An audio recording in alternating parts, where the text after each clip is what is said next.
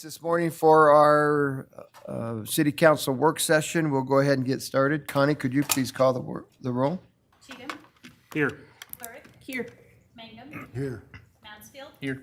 Marchand. Here. Nichols. Black. Here. Thank you. We'll go ahead and get started with agenda item number 2 is the Senior Activity Center parking. Representatives from the Senior Activity Center SAC Board of Directors will be in attendance to discuss and receive council's guidance regarding parking issues at SAC. Want me right here? Yes, please. Sure. And then if you just state your name for the people watching at home. Good morning, thank you. My name is Dr. Trent Stevens. I'm on the Senior Activity Center Board, and I'm representing the board in this presentation. We have some very good news, and that is the Senior Activity Center is just expanding like crazy. Those of you who have joined us for our various lunches know that our dining room is usually packed. We have far more people than we've had, about twice as many as we've had in the last few years. You have handouts that give you some specifics. The problem is when we have great success like this, we also have some problems. The problem is we only have 47 parking spots at the Senior Activity Center. And again, those of you who have joined us at lunchtime know that sometimes you have to park a couple of blocks away from the Senior Activity Center on the street. So what we're proposing is that we use some of the grass and landscaped area in front of the Senior Activity Center for additional parking. So the second page you have shows a Google Earth view of the Senior Activity Center with some proposals for possible expansion of our parking. This particular map or view shows expanding at about doubling the number of parking spots we have, but at the same time conserving some of the landscaping. We have some beautiful old trees there, and it would be nice to be able to work around them. And I'm simply giving some data here. I'm not an engineer. I'm an anatomist, and an artist, so I don't do engineering. I don't design parking lots.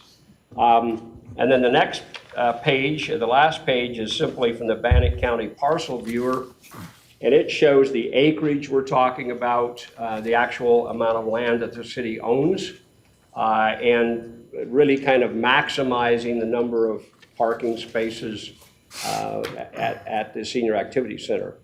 And I'm not, I really like landscaping. As an artist, I love trees and shrubs and grass. And it'd be nice to save as much of that as we can, but on the other hand, we don't have any place else to expand for our parking. So we would like the city to consider taking some of the landscaped area in front of the currently existing building so that we have an adequate parking for the people who we serve at the Senior Activity Center. Thank you. Council, some questions. Rick? Mr. Mayor, if I may, Mr. Stevens, have you talked to the two homes that are on the north side of that adjoining lot, of the same lot that you're on? Are they aware of these plans at all? We have not. Is there any plans to discuss this project with them? Yes. Okay. Thanks. Any other questions? So if the council doesn't have any, I have a few, Dr. Stevens. First of all, I think it's a good idea personally. There is not enough parking here. My concern is how many activities do you have that involve going outside in that grassy area? Anita's probably better at Anita, answering you that. need to probably come up to the desk if you could, please. No, don't, Dr. Stevens, don't leave, Oh, please. Yes. Anita Valadola, Director of the Senior Activity Center. Absolutely zero activities out on the lawn. Are there any plans for any activities to go there? No, we've promoted activities out on the lawn, and the seniors just do not want to go out there. They don't feel safe. It's really bumpy and unleveled, and we've had a few seniors fall. So it's really not safe to have an activity out on the lawn. Do you, Dr. Stevens, know how many, I mean, I guess I should read this. How many parking spaces will this add if we keep the current parking plus the new parking? Well, so we currently have 47, and my calculations, depending on how it's configured, how much landscaping is kept, is somewhere between a total, counting the 47 already, a total of somewhere between 75 and 127. I think 127 is extreme because that probably doesn't give us easements into the parking area. So I think we're looking at roughly 75 to 100 total spaces once we add new spaces. So essentially doubling our parking capabilities. And would that accommodate everybody that would be using that, at least currently? Well, no, I think we still would be using street parking. There's a lot of street parking, but it's just that with only 47 parking spots at the building, we really are out a long way. New Knowledge Adventures is also using the Senior Activity Center for a lot of our classes. Actually, in fact, we've asked our members, especially if they have classes right before lunch, that they park out away on the streets, because they're oftentimes people who are a little bit on the younger side, a little bit more ambulatory than a lot of the others we serve. As Anita said, we really, our population, a lot of our population is fairly old and need to be close to the building. Well, I have a concern with the parking behind the center that, I mean, in the wintertime, it's almost impossible. You just mentioned that we're not spring chickens. And so it's uneven, there's steps going down into it, and I've always been concerned about that back parking. And so I personally think this is a great idea. If I may, Mayor, now, just keep in mind that that property in the back of us, adjacent west of us, is the Department of Labor's. So we have the courtesy of all these years, since 1983, of using the parking. We're having staff and volunteers that are more mobile parked down by the post office, including myself. So it's not entirely the whole day, because you can drive by and see it's jam-packed during lunch and classes, and then but it's really unfortunate to some of the seniors, because we have talked to Holy Spirit Church, and they've said we could park over in their parking lot also. But the seniors are driving around trying to find a spot, and we actually see them and we try to accommodate them, but and eventually, if they don't find a spot, they just go home. Mr. Mayor. Yes. Do you have any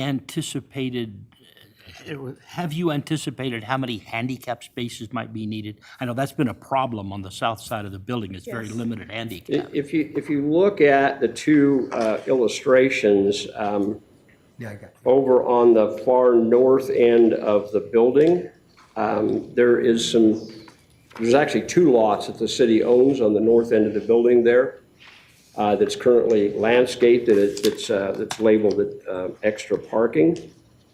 That, and on the back page, it's called even more parking. That would actually be a great place for additional handicap parking, in my opinion.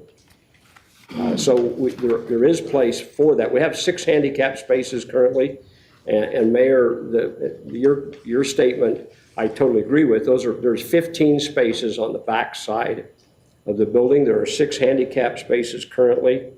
And I think if that other little space were used for handicap, that would double our handicap parking spaces. Is that enough? We could probably use about 50 handicap parking spaces. Make them all handicap parking. Make the ones that Yeah. the ones that can walk, park in the street and stuff. No, I'm sorry, Linda and then Josh. You answered one of my questions, was about whether you could use the Department of Labor's spaces, and you're using that already, but primarily for staff because of mobility. I've asked all staff, volunteers, and board members to park on the the north side of the of the Senior Activity Center building. However, we have had, they're very courteous to us, but they do not want anyone parking on the north and south side of the building. The north side of the building is for their vehicles, transportation vehicles, and the north side, then the south, let's see, they have that south side, then north side, the other side, they, I had to think about that for a minute. They, it's their personnel, their staff Okay. that parks there. Okay. And actually, they've been so tolerant to us, they've been so good, but seniors have been parking there, and they did have a few cars towed, so we've been talking to the seniors and telling them not to park there, but it's an ongoing effort. My other, Some of us can't remember the instructions. And others, we get new people in all the That's time that another don't have kind that of handicap. information. no, I'm kidding. Another question I have is about, oh, goodness. Oh, the activities on the lawn or the grassy area. I understand that you're saying, as far as the Senior Activity Center, you don't have any like classes or activities out there, but other people who use the building do. Yes. So I was wondering how much that gets used for. So I believe you may be referring to Juneteenth, the Yeah. NAACP, yes.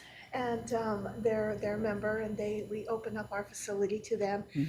They're pretty accommodating. The Bonneville neighborhood is pretty accommodating with us, and NAACP. I think if we did have a parking lot there, we would just have the festivities on the parking lot. And it may be even better because you should try and go walk on the lawn. It's really unstable. It is. There's a lot of roots and things Yeah, like there- that. I have it's- trouble is with that. it. There's no Yeah. question. Well, yeah, we would never, we would just extend the activities and probably just have to accommodate canopies and whatnot, but I don't see it a problem. We have a great relationship with them, and we'll be in communication with all of our partners that do utilize the building. Good. I really see the need for this. Obviously, even when you have friendly neighbors that allow you to use their space, it's still a distance that many people can't, make or traverse. But I also agree with what you're saying. It's difficult to see the lovely trees and everything taken out. So I'd love to see us maintain as much of Yes. the green as we can and get the parking in there if that's at all possible. Josh? I also, given this situation of getting into the senior activity center, I worry about the longevity of the Department of Labor option. I mean, I think it takes one incident of someone tripping on a crack in that parking lot before their insurance says absolutely not, you cannot give that permission anymore. I think in a vacuum, this looks like a wonderful idea, but I would also really like to see, I don't know what the process looks like to getting accurate plans. No knock to your excellent skills in terms of planning out this parking. It's better than I could have done. But I'd like to see kind of what renderings would look like if this was to go through engineering, and what the cost would look like, if there are any hidden costs that, we are unaware of, or what that would come back at. So I'm not sure what that process would look like. Why don't I just have engineering kind of draw something up quick and look at it, and I can have them do that, and That would help. then we can take a that would look help at me it. lot, But yeah. I think it's a good idea. I think we probably need to move forward with something like this. Councilmember Well, Marchand. The council probably knows, but so they know.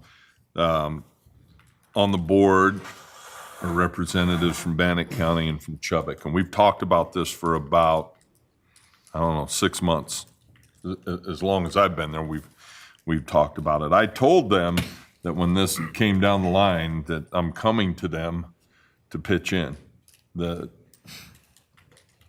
98% of the participants that go to the senior center are Bannock County residents, or some from Power County.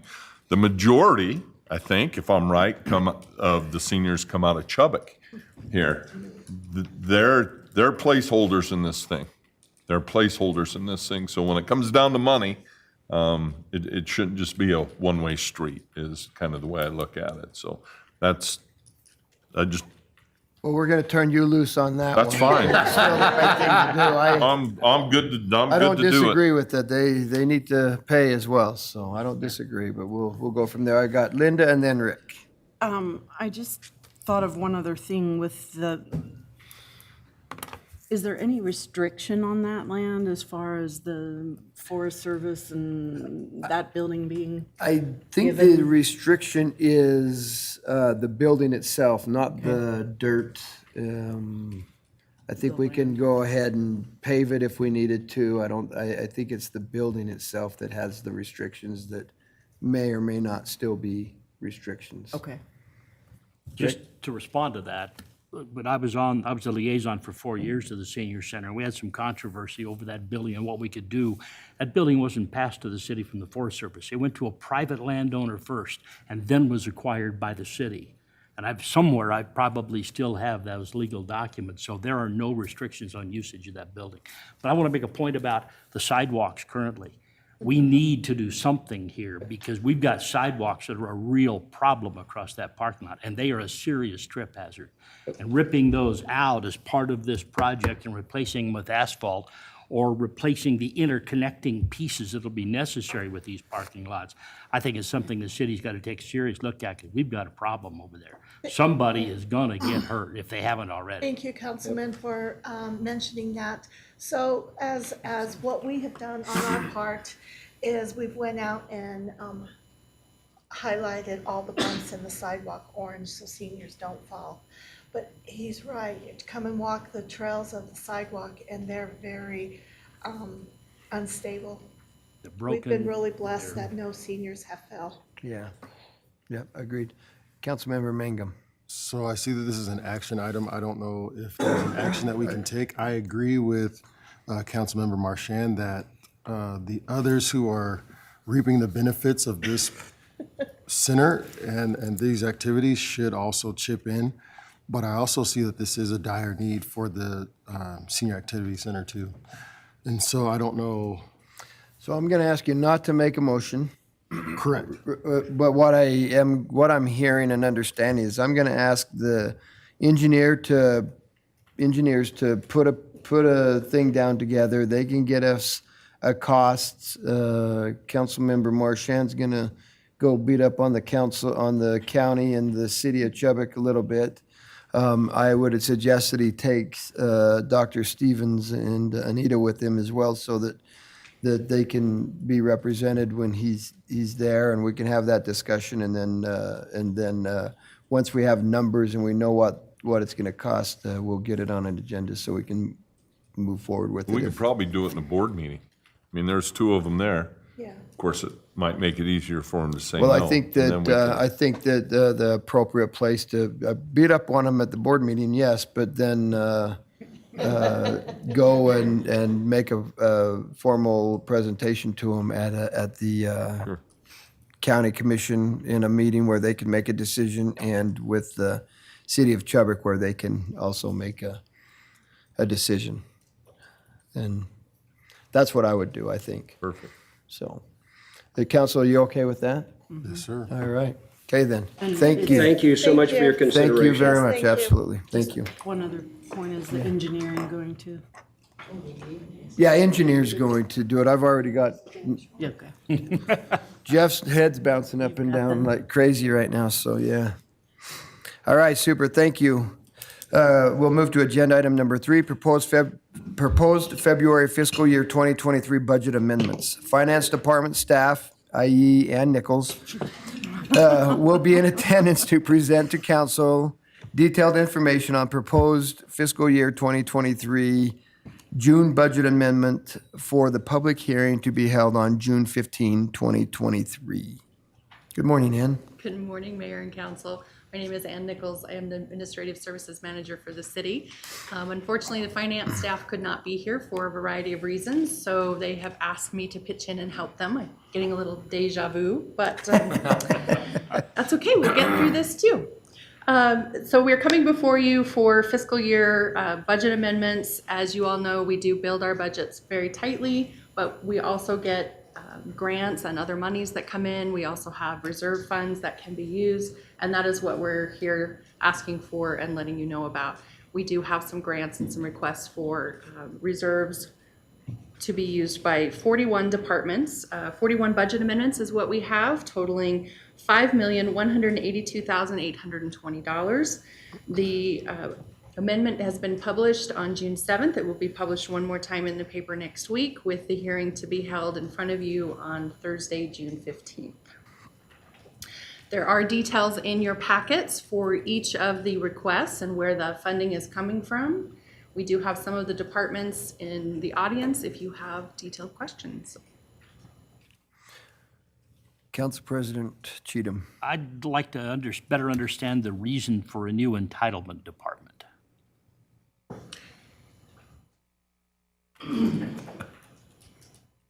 Brent, Christine? Good morning, members of the council. Christine Howe, Grants Manager. So this is not a new department, per se, new fund. The entitlement fund is what we call the 081 fund, where our CDBG and lead hazard control and CDBG CARES Act grants live. These new departments are to create an additional accounting mechanism so that we can track our new grants as they come in. So the two included in this amendment are the Safe Streets and Roads for All grant and the Brownfields grant. So both of those were successfully awarded. The city accepted them. And so now we're making this amendment so we can expend those funds, excuse me, during fiscal year 23. So that entitlement department is CDBG, It's the grant fund, essentially. but it's run through the CDBG. Well, it's not run through the CDBG department, but you are administering those grants. Within those funds, yes. Yeah. So, Does that answer your question? No. Items 29 and 30 say that in all of the explanations, it is called a new department, and there are Brady Chapel and cemetery funds in the entitlement department. So I guess I'm curious why we started a new department to administer departments we already have. sure. So in Naviline, the first three trailers on the number are considered the fund, and then the next four numbers on the account line are called the department. So it's just a nomenclature used for the accounting system. I know them by their numbers, so the nomenclature is department, but it doesn't function as a department in the sense that you have planning or public works or engineering. It's just the nomenclature used in the accounting system. So are there additional personnel required to administer our new department? No, So, it's not a new department. It's It's a new fund. It's 081-7199, 081-8000, 081-8001, 081-8002. It's just what it's called in Naviline. It's called a department. Those four numbers that we use to distinguish each grant so that we can properly track and report back to the feds and expend the funding. So we're not mixing the Brownsfield money, for example, with Christine's lead grant. It's got its own separate coding now so that we can go in and quickly pull the Brownsfield money, not having to worry about that it's mixed in with CDBG block grant and the lead grant money. That's right. is there a reason we just didn't leave it under planning? The planning department? Planning comes out of the general fund, so we wanted to keep these distinct since they're separate grant funds. Okay. It is still under you. Makes sense. I'm sorry? But in essence, it's still under you in terms of who's doing the work. Correct, yeah. It's just an accounting procedure, so we can track the funds separately from each other. That's all it is. It's not a new department. It's just a way for us to separate these funds so they're not all in one big pot. And we have to then track it in another manner to really know where the funds are. We can look at each of these grants as its own fund, essentially, that we can track. Right. So whichever staff are needed to go into that account to ensure that they're expending properly or for project coding and so on, they can get in and look in Naviline at the 081, four digits after that for the specific items. Because all of these grants do cross over several of these grants cross over multiple departments in terms of who's working on the projects, such as Brady Chapel will require, Parks and Rec staff in addition to, planning staff and so on. So it's an accounting mechanism. So, I mean, is there a reason we didn't call it the entitlement fund opposed to department? I mean, I understand. It's the what entitlement you're fund is doing the here. 081, which is kind of the header. And it's Okay. called entitlement because that was what CDBG was called originally in 1997 when we first got it. So it's kind of an old name. It's really grant fund, if you want to think of it that way. And then department is the 4 digits after, per Navaline's kind of nomenclature, naming system. Did that help you any? I think the description that's been given us is very misleading.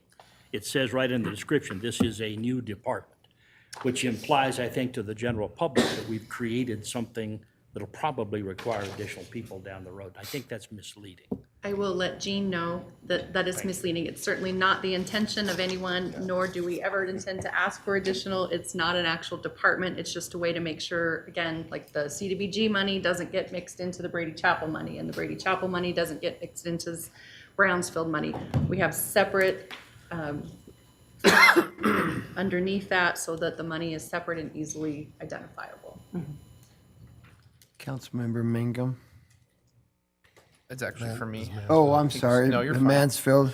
I would also, I think this is common accounting nomenclature because I have an accounting personnel at my office who also refers to different funds as departments sometimes, and then I have to ask her to clarify. But I think that's just a like finance training, like that's the language that they use. So I could understand why maybe in a public record, like a public notice like this, we might want it to be different.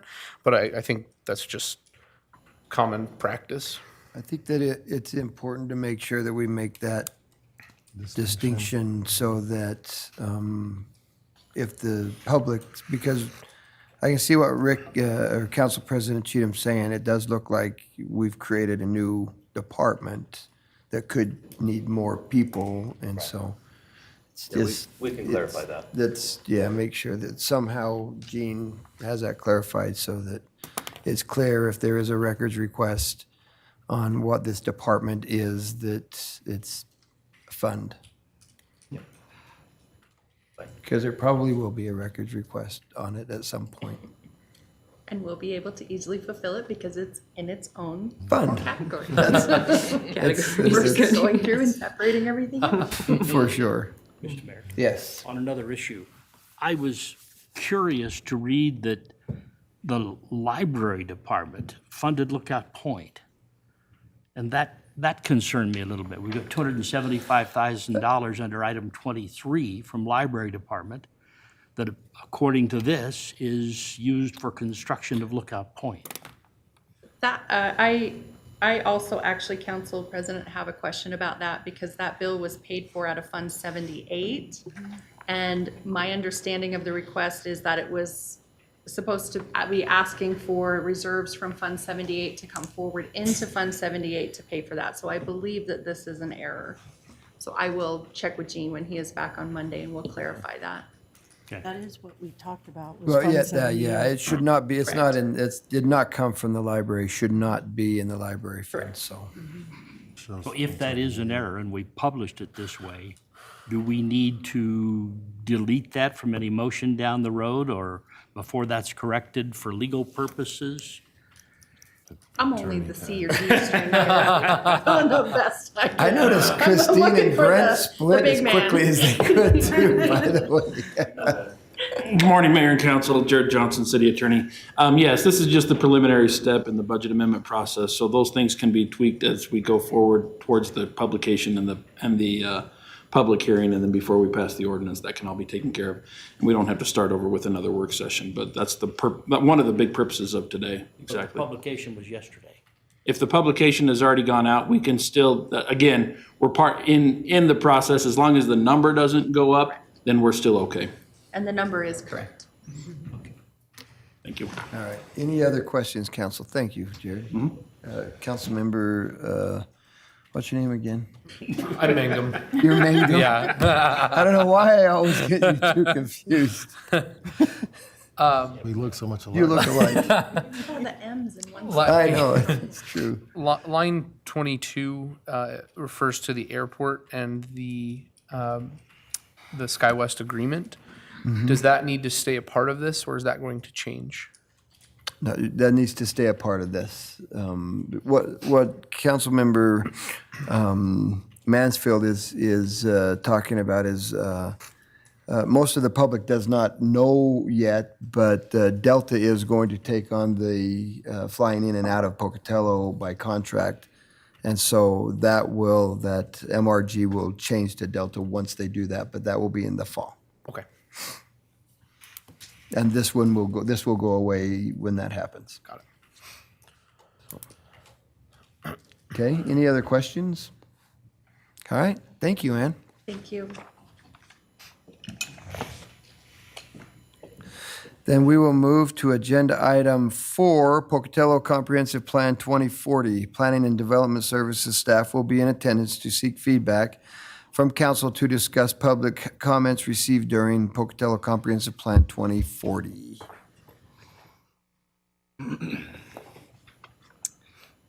Morning, Mr. Mayor and members of the council. Jim Englesey, Long Range Planner for the City of Pocatello.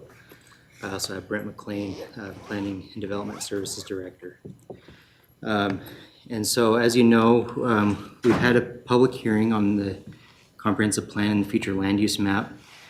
And the reason we're here today is to get any feedback from the council, comments, questions, to address potentially any concerns you may have on the plan or public comment that you feel we may need to address going forward, either on the future land use map or the plan itself.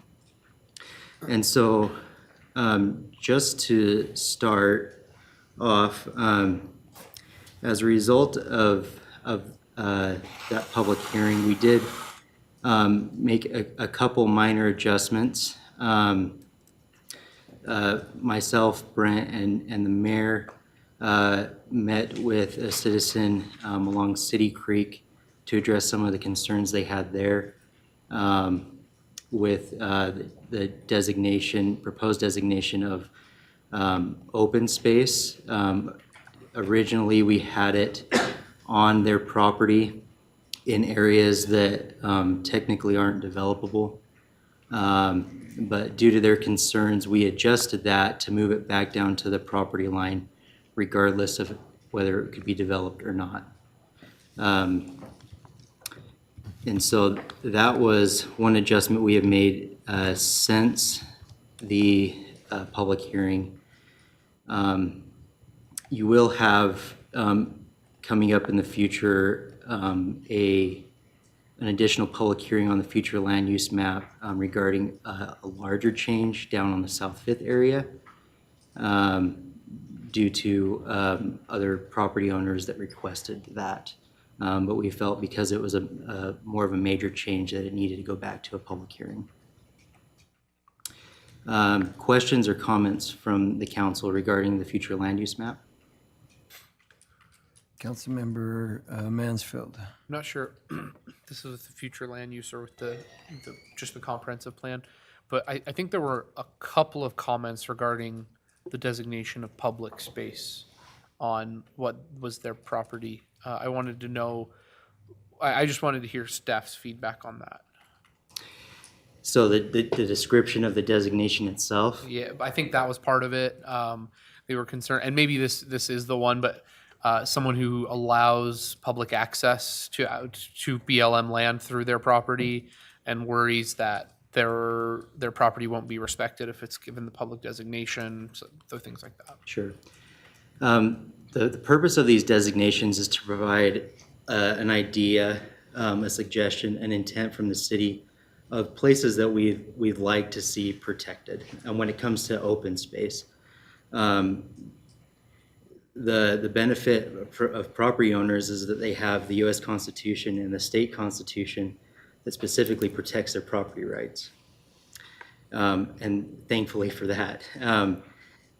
The designations themselves have no standards, no regulations attached to them that would restrict the private use of their property. And in instances like the City Creek, if there was an open space designation on their property, that doesn't change the zoning itself. And so regardless of how it's designated, they could keep it zoned residential, and it would fall under those specific regulations within the residential zone. If I might ask a follow-up, are those areas that we're talking about primarily zoned residential? These areas? Yeah. This area, yeah. It's, I can show you the zoning as well, just in comparison. Oh, yeah. And so, and you'll see in the future land use map, things like the gullies being designated as open space. That shows a desire from the city to protect those, whether it's because of the steep slope or areas that just may not be considered due to other things in our title developable. Or there may be an interest to work with private residents if there's a trail that exists there, and we want to work with them to help preserve that. And I think an important thing to clarify and to understand is the open space designation is not a designation that this is not, that is a public space. That open space designation is only to show that that is areas that we don't want to be developed. That's it. Whether it's publicly held or privately held, that is the intent of that designation. Okay. Okay, Linda?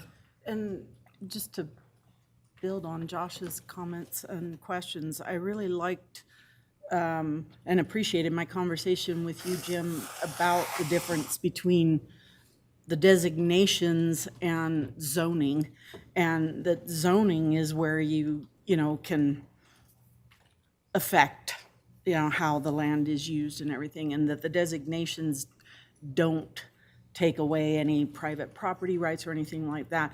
And also the idea that there is room to add new zoning, I don't want to use the word designations, but zoning categories or types of zoning, and that there's space to add those too for other, like if there's some kind of use that we haven't designated, that we can add that in the future. So I think that it's a difficult thing to understand the difference between the two, but you explained it very well, and I think that addresses a lot of the confusion that people had and the difficulty that landowners private property owners were having with some of the designations.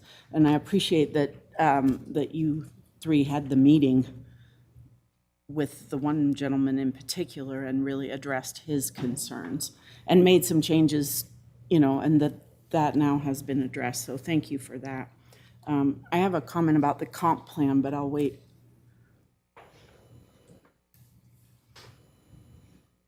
I talked to Brent about a property this morning, and I know it was like 5 minutes ago, so I don't know if you've had a chance to look at that. They spoke with Jim and Will. Okay. And so we are going to make some changes in that area to switch it.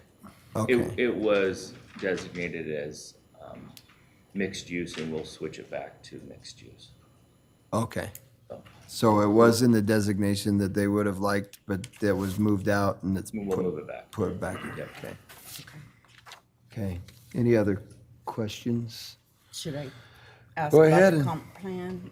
Well, is this, okay, yeah, go ahead. Comprehensive plan, yeah. Or Go ahead. Sure. if we're done with the land use side of it? Or do you want to talk first? No, go ahead. Okay, and maybe you're going to say this, I don't know, but another part that we talked about was when looking at the different sections, they're numbered, and you have things that you're talking about, one that we talked about in particular, I'll use as an example, was environmental resiliency. And then there's several statements underneath that. I think there was 8 different things, and so they're numbered 1 through 8. But that's purely for convenience, so that you can like talk about a specific item in the plan, that it has a number or a letter or something. But it doesn't, and you explained this very clearly to me, it doesn't suggest any kind of priority. So number 1 is not a higher priority or more important than number 8 or number 5 or anything like that. So I think that's an important thing for the public to understand, because I've definitely heard from people who think, well, I felt that number 6 was the most important thing, and yet it's only number 6, or my thing was number 1 or 2, so I'm happy because it's a high priority. But to just make it clear for the public that that does not suggest a level of importance or priority. So are we looking at indexing? Is that what you mean? Like to show it more of as an index versus as like as a scale? So that I'm understanding, because I understand what you're saying, but I'm just trying to. I don't know that I would describe it that way, but it's just like, in order to discuss an item in the plan, if somebody calls up and says, I have a question on page, 26 about item number 1 under this category, well, they have to have some way. If you just put bullet points, Categorizing. then there's no way for them to say, well, then they got to count down. Oh, well, it's the 12th bullet point. It just makes it difficult to have discussions and refer to things. So for ease, you have a number, or in some places you have letters or something like that. But just so that people don't get the impression that those suggest any kind of prioritization or level of importance. Okay. Yep, that's correct. Because I didn't necessarily realize that, and I don't think people that I've talked to do. Nothing's ranked. There's no ranking in Right. the comprehensive plan. Right. A lot of times it comes down to what opportunities there are to achieve these, and when an opportunity comes, that will obviously rise to the top because it's an easy fruit that we can grab. Yeah, that was one of the things we talked about. There was a project that was down lower in the list that already has some grant money for that. So it's rising to the top in terms of getting it done because the money's available. Correct. So that will be determined by what money comes available when it comes. Yeah. Thanks. Okay. Any other comments, questions? It's been a great process, I know, and so, good, looks good. Thank you. Thank you. Good job, Jim. Okay, we'll move to agenda item 5, ARPA funding request, Ross Park Aquatic Center, RPAC water slide. Parks and Recreation Department staff will be in attendance to discuss the water slide project and RPAC, and ask council to consider using ARPA funding for the project. Good morning, Mayor and Council. Good morning.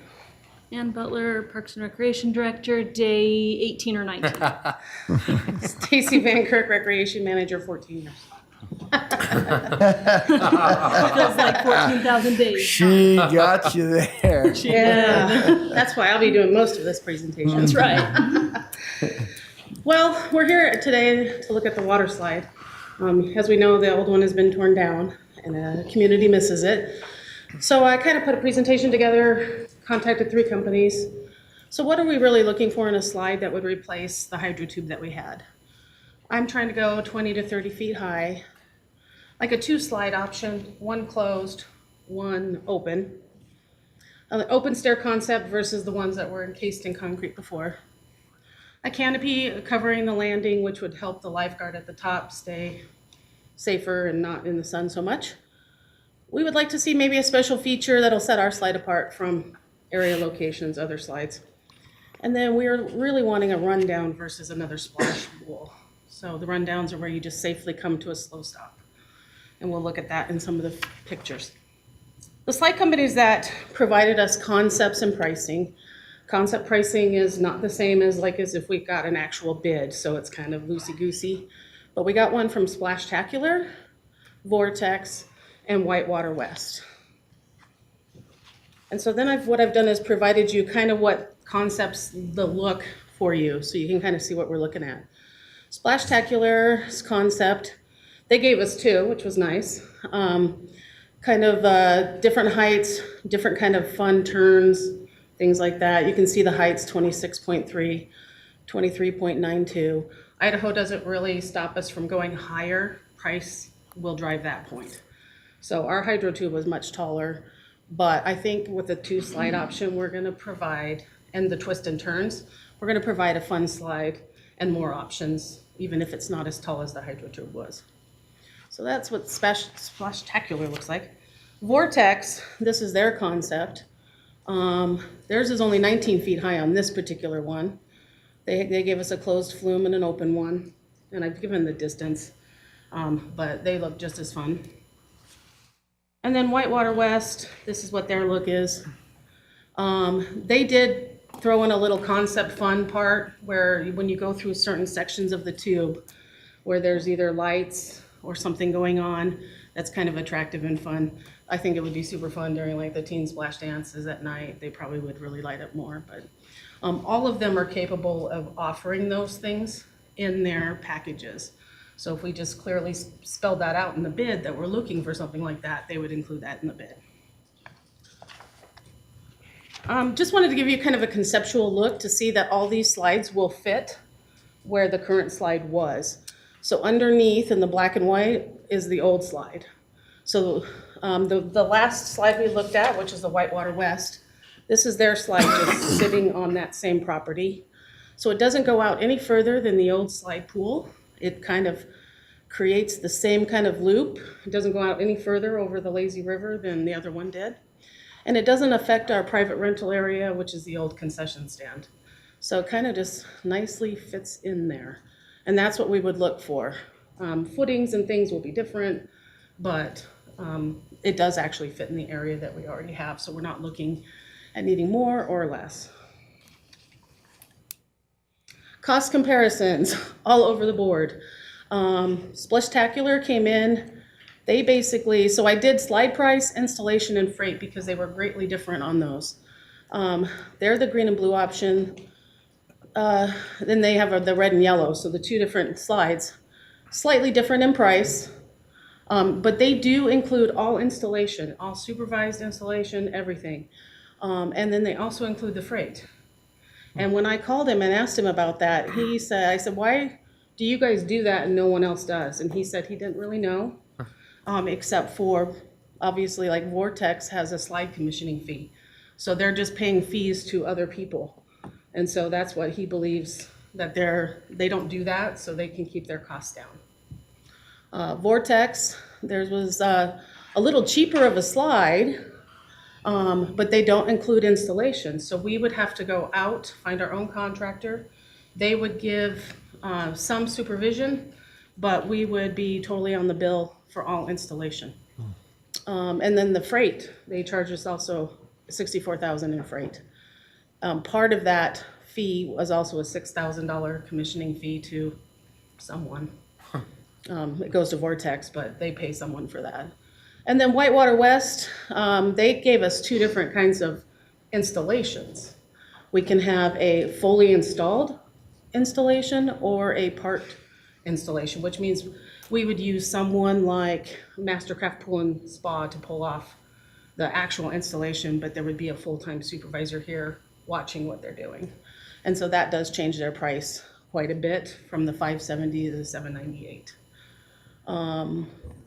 Stacy, Councilmember Yeah. Mangum has a question. No, you. continue. Do you want to do it at the end? No, yeah. Continue. Okay, so I just want to remind the pricing is, ROM, and then obviously a lot of them work in states with unions, so they want to know if our prevailing wages have to be a concern or anything like that. But we would get down into those nuts and bolts when we go to bid. Okay. Additional expenses that we kind of have identified, we'd have to definitely get architectural drawings and site surveys, soil samples, things of that nature. We definitely have to get water engineering, so these are getting the slides in, but it has nothing to do with how does the water get through and up to the slide. So we would be having to do all that pump design. Architectural drawings and site service, sorry, it's twice. Landscaping, post-construction, obviously we would want to beef that area up to look as nice as possible, some grass, determine what we want to have underneath the slide, other than maybe just, concrete. Fencing, obviously, we'd have to replace that because right now we've destroyed the fencing in some form or fashion, trying to get the old one out and the new one. Contingency funds, all the slide companies recommend that we have a contingency fund for those costs that we just aren't expecting. And they're ranging anywhere to 20 to 40% of our actual budget be set aside for that. So we're really just coming today to say, we know that the $1 million was on the ARPA. Even with the Milder donation, we would still really think that we should do $1 million funding and actually have the funding we need if costs go up between now and whenever they can get them in. Most of them said if we can make a decision, get funding and get bids in place, that we could actually look at a slide next summer. But the longer we wait and the more we move on through the year, then we're looking at a slide in 2025. So I have a quick question for you, Stacy. You just said most of them said that. You've got 3. So, Well, actually, all of them. okay. All I should right, have said all of them. Okay. And then we had a question by Councilmember Mangum and then Mansfield. So my comment, I have a comment that I was reached out to by some members of the community asking why this hadn't been placed on an agenda item for a city council meeting. And so I just wanted to address the fact that there were no numbers and no bids put out. And so it couldn't have been put onto any of our agendas. And so now that we have these numbers, we have these dollars, now we can kind of move forward from here. So you had talked about doing something that would set us apart from any local attractions and make us like that drawing factor. Is there an option to do like a tube slide? Because we already have the tubes there in the lazy river, so people can grab those tubes and take those tubes up also and slide down, kind of like a lagoon type thing. Yeah. It'd probably, drive up the cost a little bit, but I'd love to see something like that as a possibility. Just a Yeah. thought. My concerns with tube slide, first of all, if you've been to a water park where you have to haul a tube up to the slide, it is actually very difficult. It really is. The one stair concept would probably have to be eliminated just because you're trying to get one person with a tube up there and one person just trying to climb for the other purpose. True. The tubes for the lazy river are very expensive. And since probably COVID, they're not high quality anymore. And we go through those tubes unbelievably fast. You think that they would be better quality, but they're just, so I guess I'm a little scared to go for a tube slide just for those reasons. Additional cost in the long run. Okay. Mangum and then Lurick. Mansfield. Oh, Mansfield. Mangum just went. Telling you, I got to separate you two. Remind me how much the Milder donation was? 140,000. Yeah. And do you have an estimate of, so I did the quick 40, I did 40%, so I imagined full contingency with the splashtacular, the 475, so I come out to somewhere in the range 657, 660. Do you anticipate that those other costs could come out to $340,000? Well, I think we're a year out, so we have to anticipate our construction costs are gonna go up first. Do I think the engineering would take 320? Probably not, but I'm guessing some engineers in the room could give us a little better answer.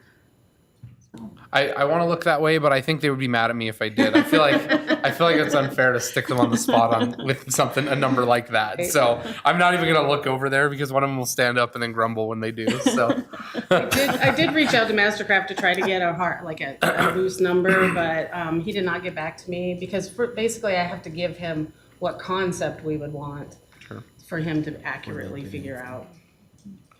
Okay. Linda? I really appreciate having more specific information and numbers to think about and everything, and that will really help in our finalizing our ARPA list and our decisions. But one thing I wanted to ask about is, do you have any sense between these different companies and different options of quality difference, or do you have any information about ratings from other customers or user experience or anything like that? Or are there upsides to some and more than others, or? I think really it's just what we're looking for in the slides. So they're each specialized. Vortex has a special coating that keeps the slide, they do it both inside and outside, that keeps the slides looking kind of like polished longer than the other ones. And so they each have their own component that makes them stand out and why people would pick them. And then also I'm assuming location has a lot to do with, if they get picked different ways. So, but yeah, no, I don't have exact numbers on like popularity or anything like that. They're all very well-known. Splashtacular does things down in Texas and Virginia, and Whitewater West is not only Canada-based, but US-based. And they do some of those big major water parks. And if you had a design you guys really loved, we would absolutely do the legwork to reach out. These municipalities have built this type of product, and we would be calling them and verifying that they had good results before we committed to that. Oh, absolutely. Council President Cheatham? If you'll bear with me, Mr. Mayor, I have several questions. What's the anticipated longevity of a future slide? I think these slides will last well into like currently what our one has. It does need maintenance. I mean, they're gonna need maintenance, they're gonna need to be taken care of. Each one, like I said, is different. Some will have, like Vortex says that they don't have the seals in between each connection. That's specially done on theirs. But other ones will have to make sure that we're sealing any sort of things. So we'll just have, if we follow the maintenance that is recommended, I believe we could make it last for 25 years. Is there a warranty? I did not ask specifically about warranties, but I'm assuming they'll be on the workmanship and the craftsmanship and then also on your parts. What do you anticipate the cost of operation will be of this facility? I don't think the operation of the slide, the cost of the slide would be anything additional to what we were already paying, like Obviously, water. it'll take more electricity to run additional pumps. It's going to take additional personnel to take tickets and act as lifeguards. So are there any computations as to the cost of what this thing's going to cost? Those figures are still in our budget. That money's never been taken away from the budget. We just reduced our lifeguard staff, so we still have lifeguard staff. Actually, we'd actually have less. We also wouldn't fall under the minimum of, well, actually, that's not true. We wouldn't have to have a lifeguard in the pool. We would just have to have one at the top and one at the bottom. We're already, like, in a sense, staffed for that money-wise. Any projection of what revenue would be from this project? Well, I think we should raise our revenue for the slide. It was $3. We used to make over $65,000 just on the hydro tube, and we were charging $3 additional to the entry fee. I think with new slides, 2 options, I mean, I could see us going to 5 easily if, I don't know, I'd go more, but. Is that comparable to what other similar facilities offer? That's hard to say because I think we're underpriced in general. I think we're underpriced on our emission. When you're talking about, like, we're basically a water park. We're not just a pool. So we should be charging maybe up to $10 just to get in the facility. And right now we're at $7 for adults. So, that would be hard to say whether we're where we are. I think we're undercharging for what we have. I'd like to see some kind of a survey of comparable facilities. Yeah, we could There's a certainly big do park that. in Boise, there's other water could do slides around that I Rexburg. think we could compare pricing to and get a better idea of cost of operation. Rexburg and Lava and Boise area. I don't know if there's much between here and Boise, but Yeah. They need to be comparable size too. 'Cause We yeah, a lot can't of compare us- ourselves to, I know Boise, that water park's pretty massive. You can't compare to Lagoon, yeah. But we'll reach out and see what we can find. Thank you. Councilmember Marchand. There's no doubt this thing's going to bring money into the system. I mean, the pool right now, if you use the pool without it, it's full, it's crowded, it's a great facility. I hate to see us continue to drag our feet on this one. This one, in my opinion, has to be done. It has to be done. I just don't know how to speed it up. I understand what we want to look at, but I don't want to bypass this one. I mean, this is one of the things we talked about at the very beginning. I think the price has gone up because we've waited and waited, right? This money also wasn't available. So I guess I just want to make that comment. I don't know how we speed it up. I don't want to drag it to September before we say, yep, let's get it done. And that's kind of how I said on all this ARPA money. We've kind of drug our feet a little bit, and I understand some of the reasons why, but this is something I think we need to push. Yeah, the slide, I mean, I've worked here 14 years, like I said, and I think we've been in front of council every year with the old slide saying, we know it's aging, we know it's failing, we know we need to put it on, and then it did fail, and we had to close it. But part of that is if ding, we, ding, ding. right, if we raise, if it's $5, we need to do something with that money. Maybe not all of it, but $2 out of every 5 needs to go to maintenance. Yeah, Right? So that's a we can great come idea. back around. The other part of it is I don't know about water slides, but I do know that sometimes you get what you pay for, right? Sometimes it costs you a little bit more money to get something that's going to last longer. We live in a harsh environment, right? And it's harsh when it's not working, right? So how do we protect it during the winter? How do we do those things to make it last, right? So. I know Stacy and I have talked about it, and we're both in favor of hiring a company that is going to install it as well. Bringing another group in with a supervisor, sometimes you don't get necessarily what you want. Right, I agree with that. I think we hire professionals to do what we have done in the city. I don't think we have any water slide builders here, so let's, and. Speak for yourself. You don't have a water slide. Rick and I built water slides all over. This one's not a tarp. The people that were calling for the old slide parts, I'm thinking they're trying to build one in their backyard. Okay, I've got a question from Mangum and then Mansfield. Mr. Mayor, I'd like to move that we approve this $1 million funding for this project, plus the use of the Milder donation to complete the project. I'd also, just make that motion. Can I ask a question about that? About the motion, or? Yeah. We need a second before we discuss the motion. I'll make the second. Okay. And then I have a comment or a question, I think, from Mansfield and then Lyric. What's the current cost recovery percentage at the pool? We're at about 70%, but we're still kind of wondering, like, if those numbers need to be looked at a little bit closer. Okay. But that was the old director's number. Sure. And you imagine if with an upcharge for the slide, I mean, not with minimal overhead that comes with that should still increase your cost recovery It percentage. should. The thing, you just keep in mind, pools will never cost recover 100% unless they're just expensive beasts. So, And I would love to offset that with what Councilman Marchand said about putting some money into the maintenance fund for Yeah.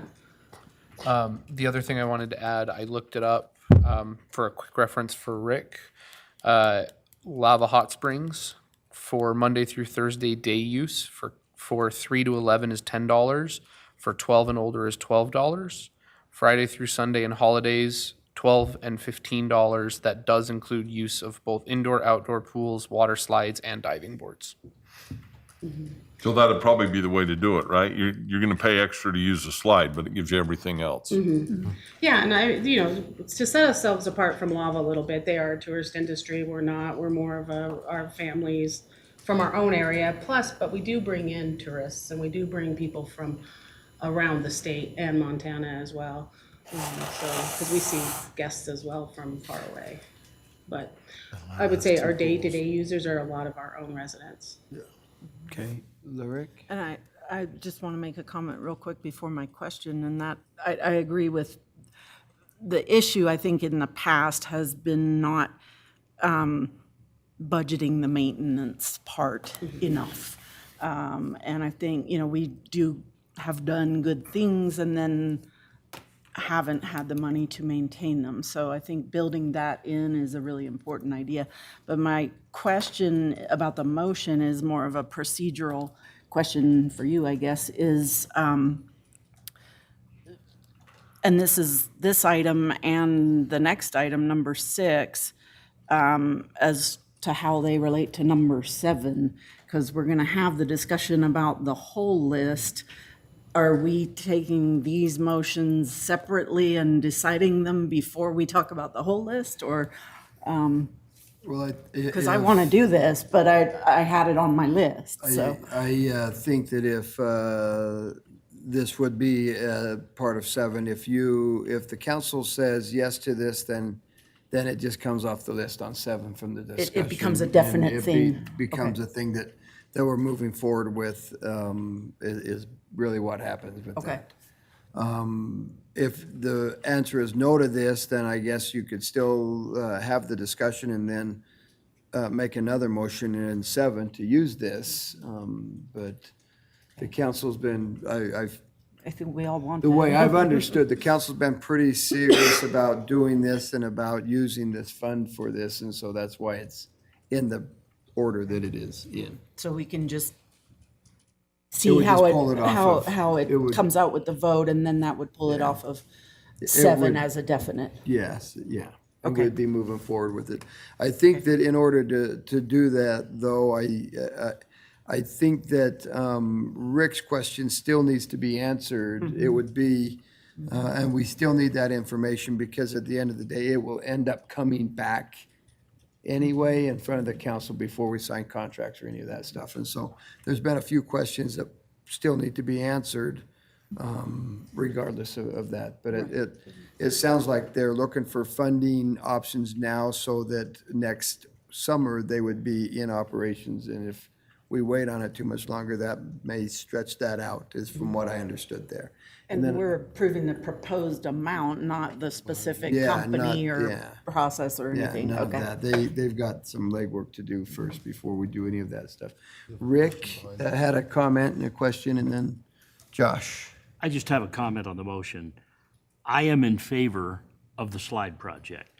I am not in favor of writing a blank check for $1 million today to fund this project.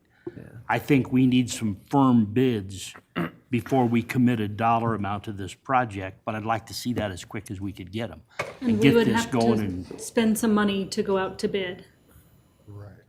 We would have to have a design picked, we would have to have some construction drawings, we'd have to have everything lined up in a tight box to be able to say, okay, now tell us the exact cost. So it's tough. answer the question then on what do you need today that would show that the funding is available without $1 million check being written?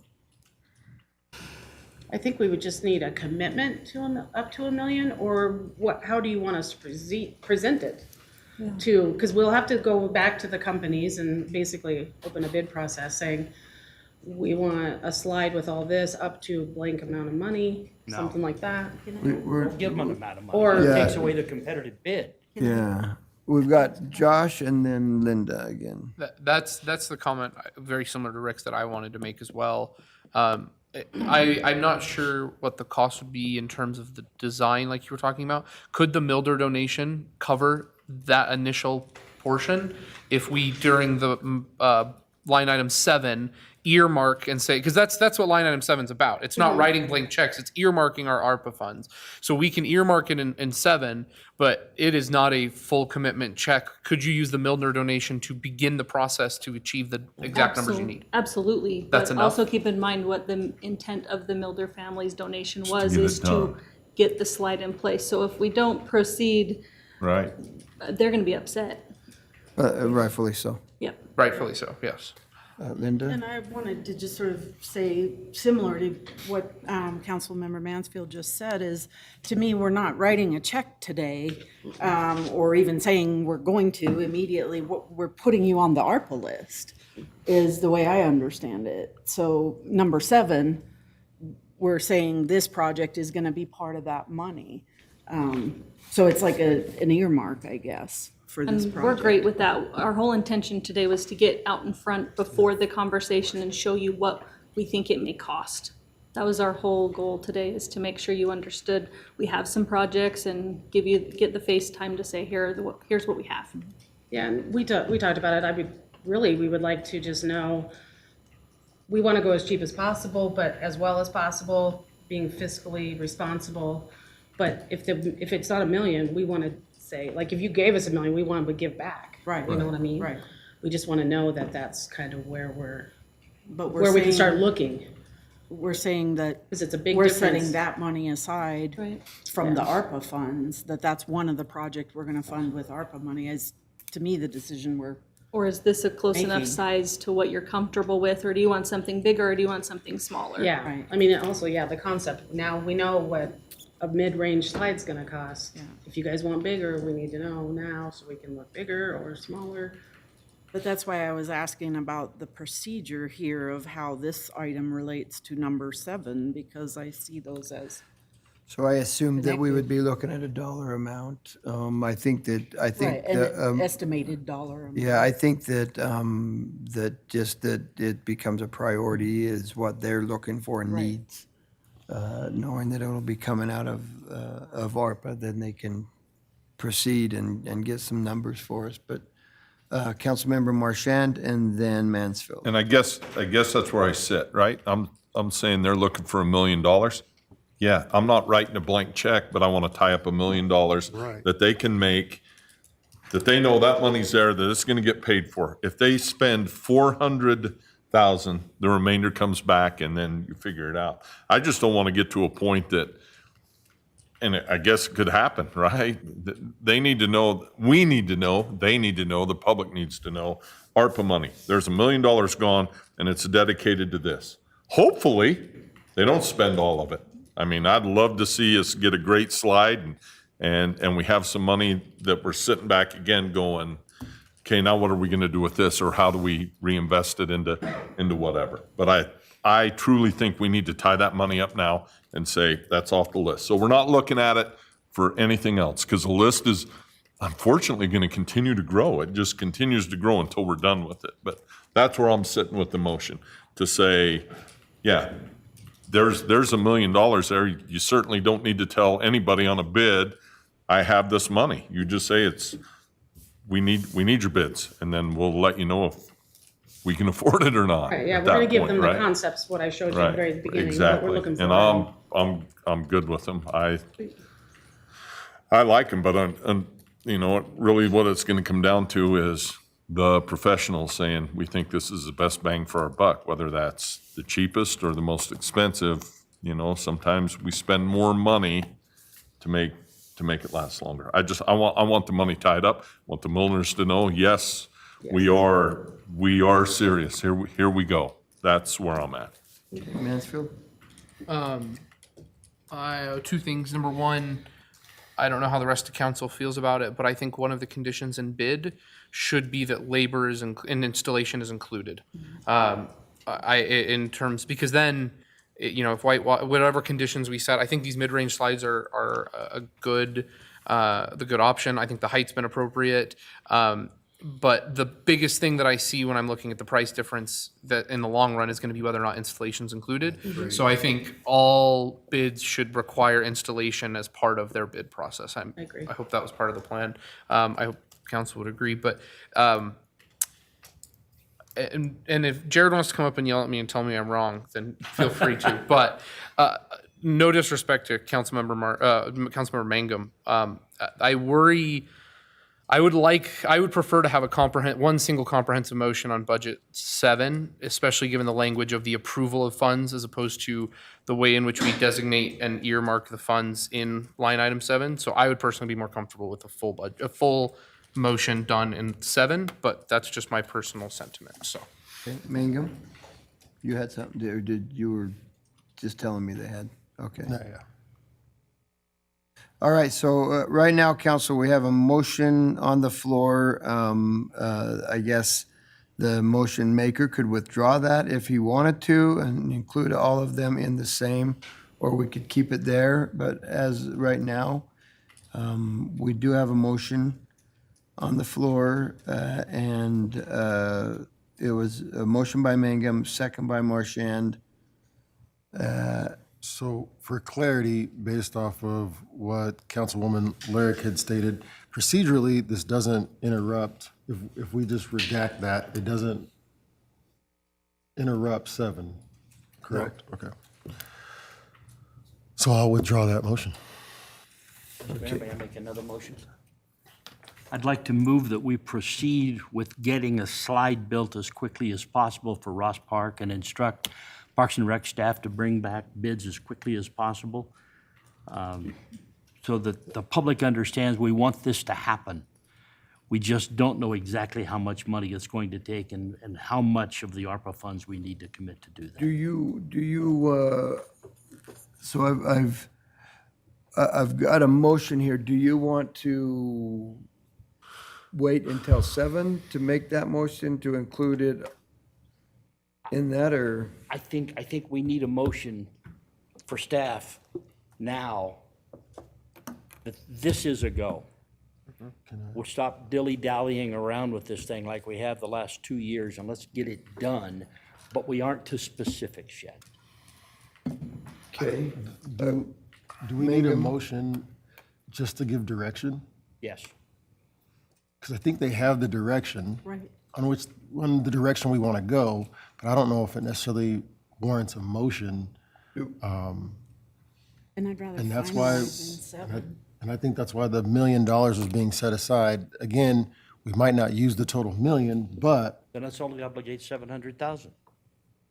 Well, And leave 300,000 to do something else with when we get to item 7. right, so if we give them the $1 million, we know that it's secured, and we know that we're gonna be able to meet the project no matter what the dollar amount, what it is, right? Because it's not gonna exceed $1 million.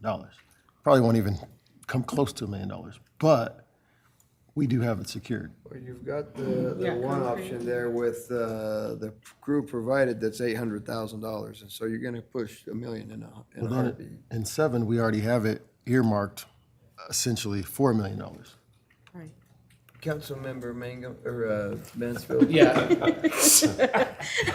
Second, first off, I would like to do 2 other things. Number 1, here's the big difference about what we can do in number 7, is if we get down and we're balancing those numbers in 7, and we say we really should just do if we did only 900,000 to the slide, but then we did and added that 100,000 to the pickleball courts or whatever else is on that ARPA list, then we know by tweaking it that much, we could make a big difference on achieving another project. I think that's why we should look at it at a comprehensive point, not because we're not going to do the slide, but because if we said, okay, 900,000 really needs to be the limit from the ARPA funds, start looking for another 100,000 if you think it's going to get there, or if we need to tweak our bid requirements, let's say the slide can't go above 22 feet because we know that'll keep it below. So, council, I have not heard a dollar amount with this motion. What I've heard was that it is a go, that we're going to do this. that Correct. They need that information. I was responding to Councilmember Mangum's comment. The second thing I would like to do, if Rick would be willing to accept an amendment, I would like to instruct them to use funds from the Mildner donation necessary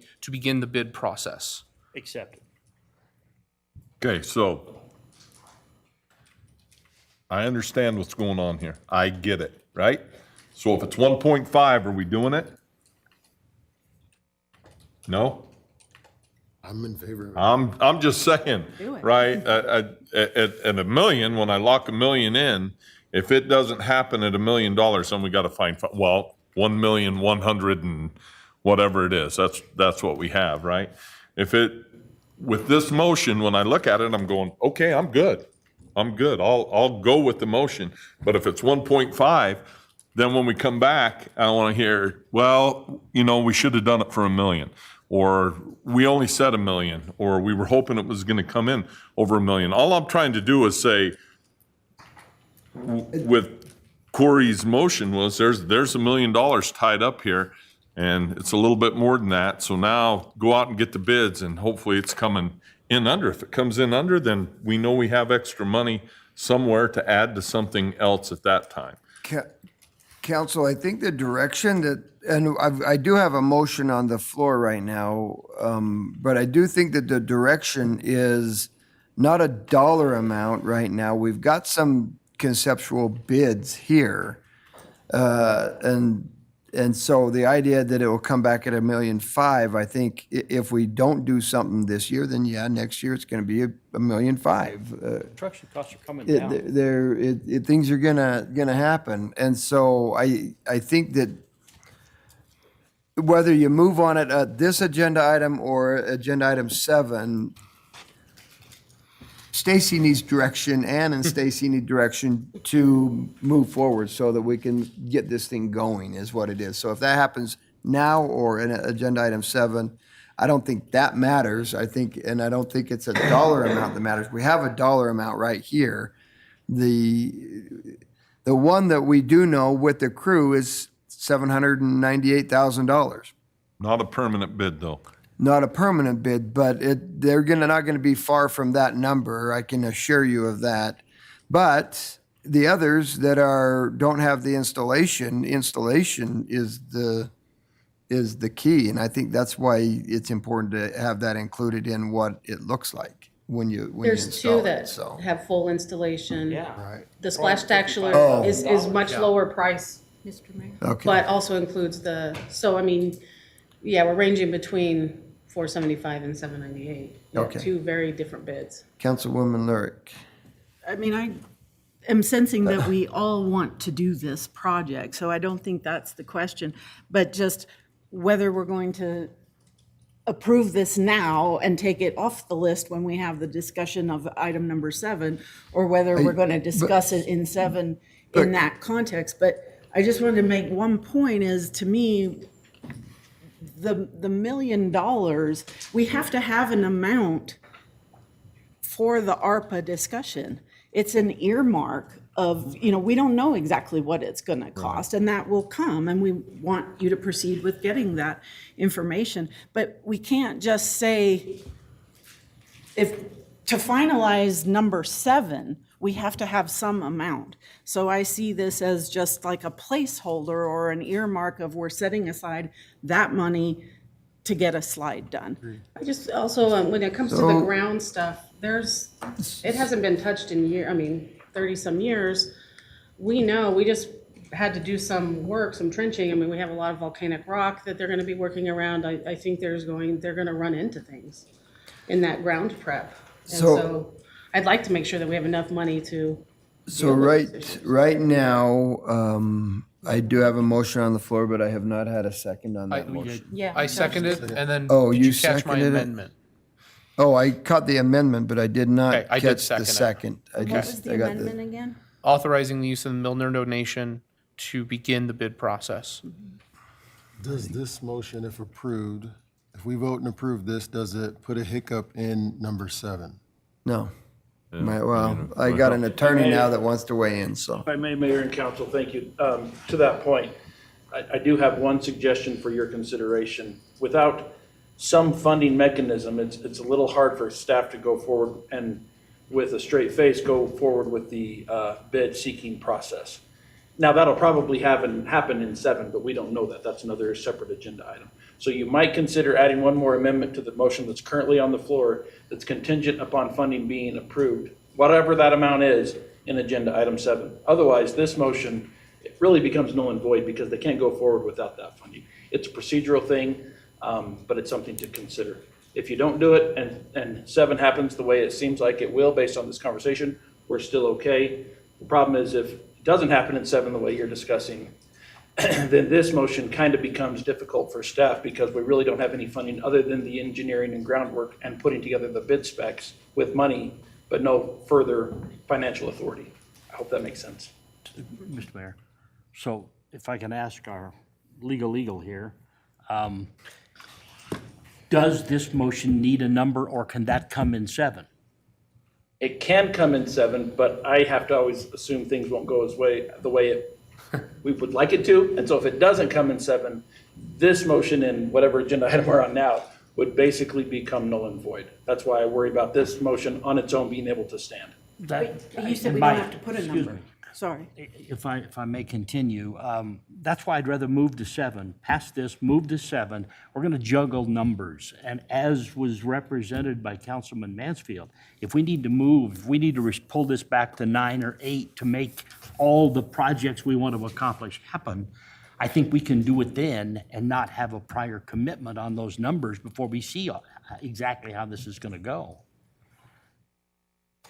Wasn't your recommendation to say whatever that number is, not a specific number? Sorry, I don't understand. When you said add an amendment to this motion, you said I said contingent on some contingent funding on being some approved funding, in right? 7. But not a specific number. Not necessarily, no, that just gives staff a number. Right. That will come in 7, or if it doesn't come in 7, then this motion, the contingency doesn't occur, and this motion becomes null and void. Now, please don't interpret this as me suggesting one way or the other. You certainly Right. could do the original motion on this agenda item that earmarks them right now. I'm not saying, that's up to you as council.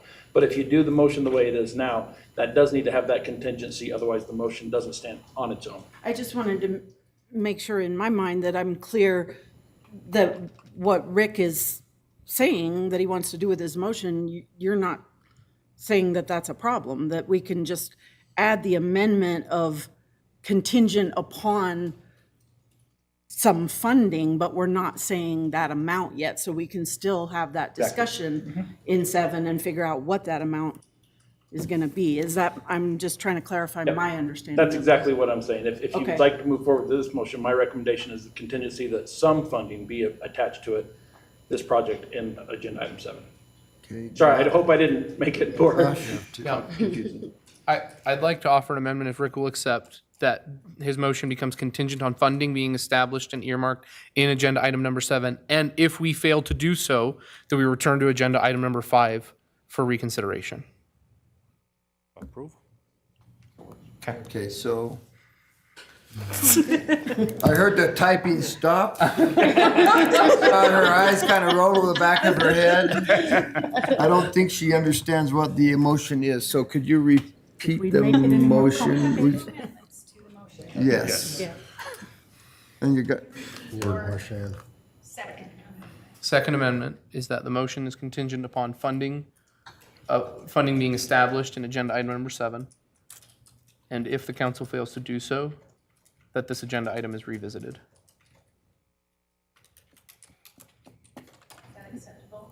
Yes.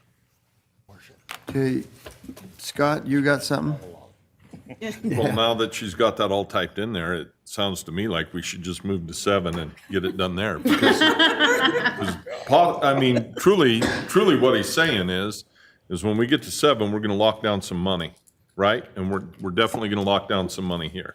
But we're trying to lock down all the money, or the majority of the money for every project that we want to fund. And I'm sure we're gonna go back and forth on that. So Josh and his eloquence with all his, I say we get rid of all of this and we go to 7 and we just make it happen to whatever we have to do with our ARPA funds. Okay, but that's, I mean, I really want to lock down the $1 million. So, but I'm not going to entertain that as a motion. it's not a motion. I'm going to just say we have a motion by Council President Cheatham and a second by Mansfield. Connie, would you just call the roll, please? Yes. Mansfield. Yes. Lurick. Yes. Mangum. Yes. Marchand. Yes. Thank you. Okay, We want to do. Wow. all right, thank you. Now I got to figure out where I am. Okay, agenda item 6, ARPA funding request pickleball courts. Brett's back there going, oh man, First, here I'd we like go. to say day 18's been wild already. Parks and Recreation Department staff will be in attendance to discuss the construction of pickleball courts and ask council to consider using ARPA funding for the project. Ann Butler, Parks and Recreation Director. Brett Hewitt, Park Superintendent.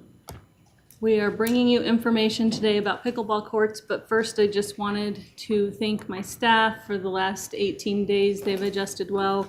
Maren, Kristen, and Ruth and Peter have helped. Stacy took on the slide presentation in the middle of her first week opening the slide, and I know that that was a lot of extra work, so I wanted to thank her. And Brett Richard and Tom Kirkman have also helped with this pickleball presentation, since this is the first task I was assigned on day one. So we're here to give you information about pickleball courts and some of the options that we have, and then you guys can decide if it's something you're interested in or not. So we were tasked with looking at different locations. I know you guys are aware of the Raymond Park location. You've talked about it in the past. I don't know the details of that.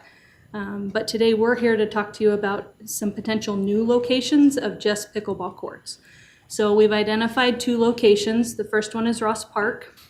It would be between the swimming pool and the horseshoe pits right behind the big pavilion. So it has a permanent restroom. It's ADA accessible already. It's got a flat location and it already has mature trees, okay?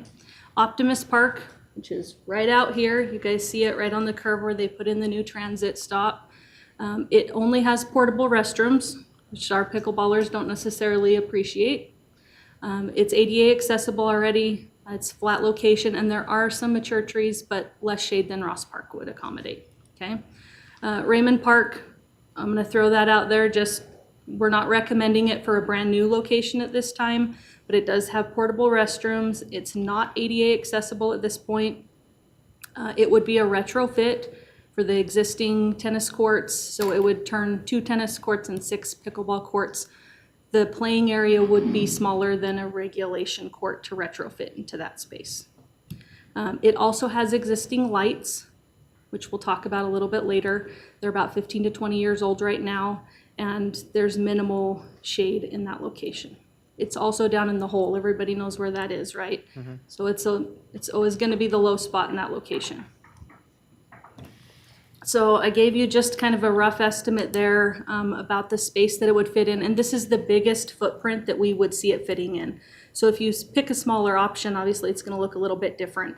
But that first option, you can see the pool and the pavilion. That's a footprint of about 192 by 168. And then you can see a similar footprint at Optimus Park to your right. You can see the liquor store down in that corner, so everybody knows where we're at, because I know Google Maps was old, so you don't see the new transit stop there. Questions about that location? Either of those? All right, so we have prepared 2 pickleball designs. One's for 6 courts and one's for 8 courts. You can see the playing area is exactly the same for both. So the six court would be 148 by 168, and the pickleball courts would be 192 by 168. And then I want to highlight just kind of some of the design. I know that those aren't to scale, but we wanted you to understand what it might look like. First of all, it would all have sidewalk all the way around it, which helps us keep the mowers off of the fencing. It also helps people connect to the existing sidewalk all the way around. It's court spacing, so this design would allow for safety behind the playing area, so walkways, benches. Someone gets aggressive and runs in one direction, they're not slamming into a fence. So you'll see 20 feet behind each court for spacing. You'll also see 24 feet between interior courts, so 12 and 12. The fencing would be 8-foot perimeter fencing, and then you'd see right down the middle, you'd see a 4-foot fence dividing those, and there'd probably be some benches. Surface coloring, you could have any color you wanted, really. That was just based on what you'd want. I know the pickleballers have some colors they would love to have already. And then the one part that we need to talk about today, which is really the driving factor in the cost, is the surface. Okay, so the bids we got today is based on concrete with rebar and fiber. Okay, the alternative to that is asphalt, and Tom has agreed to help me with some asphalt pricing if you want to look at that. It is the cheapest option. Concrete is the next, and then there's also an option called post-tension concrete. They put tendons in, and it's supposed to hold it together longer. We were able to get one bid. It took over 6 weeks to get it for post-tension at Raymond Park. And I was reading the warranty information, and they will not warranty it for heaving or cracking for even a year. So I don't know why you'd spend extra money on post-tension concrete if they won't warranty it to last longer. Mr. Mayor. Okay, we have Mangum, and then, are you done, or you want some questions right now? I have surface area, Okay. surface material questions primarily. Sure. Okay, Mansfield. So two things, I assume that, I know there's a price slide a little later, so I won't get too much into price. Yep. Are there any sort of warranties that come with concrete with rebar and fiber? Warranties, Or like guaranteeing, of duration? Not really. it's all gonna move eventually. Okay. Concrete's gonna move in less time than asphalt might, but we do have an asphalt professional here already that could probably answer that. I think concrete's your middle ground, but it's also expensive compared to asphalt. Surface-wise, I did call the guy and just ask who's gonna could put the surface down, and he said the cost is pretty minimal. He has to treat it chemically with something else and then put the surface on top of that. What's the lifespan of the two materials? Do we know? Or can you? I think when I was talking to Tom, he told me concrete would move in about 10 years. He thought asphalt might move earlier than that. You can come on up. Is this the expert? This is my expert, yes. We're in trouble. We're in trouble. We'll find the expert. I trust this guy. Tom Kirkman, Deputy Public Works Director. So the big thing that's gonna drive the longevity of any of this structure is gonna be how it's prepared, the base structure. So that's gonna be the first specific that we need to hit. It's gonna have to be prepped and prepared properly. We do live, as Councilman Marchand said earlier, in a very harsh environment. Concrete does have a longer lifespan, but it has fewer maintenance options. So as concrete begins to heave and move, there's not really a lot you can do about that. And so as it moves up and down at expansion joints, you'll be spending a lot more money on leveling agents. So when you build a pickleball court or a tennis court, you try and get the surface, not the finished surface, but the subsurface, the asphalt or the concrete, as level as possible. And then you come in with a polymerized mastic that you level the surface with. And so with concrete, you're not gonna need to level as often until maybe 10 years into it. And then it becomes an issue. Because like we were talking with the senior center sidewalks, they tend to just pop up. The nice part about asphalt is when you see those temperature swings and the earth moving, it just tends to crack that. And then that's maintainable. Where concrete is it's structural, so it wants to hold its flat shape. So when the earth moves, it wants to move the whole slab instead of just a localized part. And so the tennis courts that I've built in the past were all in asphalt because it's maintainable. But it's got to be done right. It's got to keep, just like anything. So. And one follow-up question for you then, Tom, with that, can we do the asphalt maintenance in-house? Absolutely. Can we do the concrete maintenance in-house? There's really not a lot of concrete It's maintenance. not maintenance, okay. Yeah, All right. so basically the concrete maintenance would be just putting an epoxy in the cracks, right? The tough part about any of this surface coating is it's very specialized. And I don't know if we would have necessarily the time to put the coatings down, so that's something we'd probably want to bid out. But we could definitely, we can get the expertise in-house. I've done them before. I don't think any of our crews have, but that's something that's easily teachable. Okay, thank you. It's also been a maintenance issue. That's the bottom line, is we haven't had funding to maintain some of the resources that we have, and that's why we're here. And that's the big thing about the existing structures. It just really hasn't been maintained. And so, and it kind of sits a little lower than it should. You want to build that up just a smidge to keep the water off. But in my opinion, asphalt will last just as long as concrete, if not longer, as long as you get a proper maintenance schedule built. So when we're talking about this, you guys could do basically everything but put the top on it, right?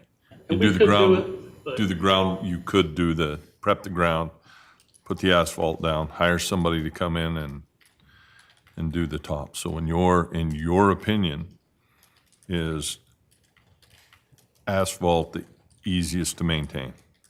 Absolutely. You just have to do it more frequently. Is it that it's a better bang for our buck? I mean, it's just hard, right? Roughly, so contract prices are roughly, $7 a square foot to put down asphalt, and it's about $12 a square foot for concrete. So it's not quite double to do concrete, but it's very expensive. And then, if it's done great, it's perfect, but if it's not so good. And then one problem that we have with modern concretes right now is they've taken a lot of the good stuff out and put fluff in it. And what we're seeing a lot now is called spalling, where the top surface starts to break apart. And when that happens, then it becomes a maintenance nightmare for especially a pickleball court. So with this, I guess you're looking for a couple things, right? Funding being one of them, what you want to fund, and number two, where you want to put it. And so I'm just going to throw my opinion out there. Well, are you looking for what Let me just jump to. what you would like the surface to be, I guess, is what I think they're looking for as well. I'd like to get the cost Okay, before. Sure. all right. The surface part, I guess what I want to throw out is location. When I look at the three locations, right? Raymond Park is, part of it is everybody thinks pickleball, I think, is an old person sport, and it's kind of become that to a point, but it's noisy. It's extremely loud, competitive, and it rolls. So anytime you're looking at a place where we have houses around it, could be a potential problem. As I look at Ross Park, right, and the master plan for Ross Park and how they're trying to lay that out, pickleball courts are in there. Once they get set, that gets us a start on that. It's not changing anything up, really. The road doesn't have to be moved to make that happen. It would just be one step for us going in there, other than we're building from the ground up, which again, I think is better for us. We're not getting on top of something that's used. So anyway, that's where I'm at. I would like to see the Ross Park thing when we get to the rest of it. I did talk to the Parks and Rec Board, just so you're aware, in the location that we have picked, they have designed a basketball court and a sand volleyball court. And then they had 6 pickleball courts down further south, before the road would need to be done to accomplish that. So they were agreeable to it. We didn't add it as an action item until potentially next month. I just wanted them to be aware that we were coming to you, and it was one of the locations that we'd identified. Okay. All right, do you want to continue on your? Sure, real quick, construction timeline-wise, our bids came from local contractors. Like I said, it took us about 6 to 8 weeks to get. Richard got one from a big contractor for the post-tension. So it would be easily accommodated to get done quicker if we use some local contractors instead of the bigger outfits. And then there are the costs that we have projected. Like I said, it's the concrete bid. We got a quote, and then Tom looked at it and thought that wasn't quite right, so we increased that. So this is for concrete only. Asphalt, Tom could help us with. But I'll let you guys take a look at it. Well, these numbers that we're looking are only concrete. concrete. That asphalt can be done in-house. Yes. Okay. Tom, you said. All right, Oh, we have sorry. a My question apologies, Rick. by Council President Cheatham, and then Mangum, and then Lurick, and then Mansfield. Well, I want to agree with Councilman Marchand. I think Ross Park is the place to put this. A year ago, I walked this with the former Parks Director, and we talked about the location that they'd originally picked out, which was way down at the end of the park. There were no facilities, no water, no restrooms, nothing down there that would attract people to go there. I recently walked the current facility at Raymond Park, and I was embarrassed at how badly that has deteriorated. I don't think anybody could walk across that surface and not risk a fall hazard, let alone try and play competitive pickleball there. That facility, frankly, needs to go away completely. It's in very poor condition. I don't think Optimus Park is a good choice exactly for what Scott said. That boing, boing, boing all day long would drive the neighbors crazy. And I think the isolation that this location would give with the railroad on one side and 200 or 300 yards of grass in front gives good isolation from the neighborhood. It would make it an attractive location. Easy parking, restrooms are there, there's canopies and so forth down there for family events or for tournament events down the road. And I think we ought to do 8 courts while we're at it, and let's make pickleball an event in our community and get it going. Okay. So I agree with everything that Rick just said. However, I'm looking at parking here. When you looked at when you have the picture of Ross Park.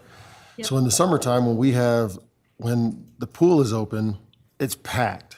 So is that adequate parking for pickleball courts plus the pool when it's at its height? And the zoo is right across from there too, so.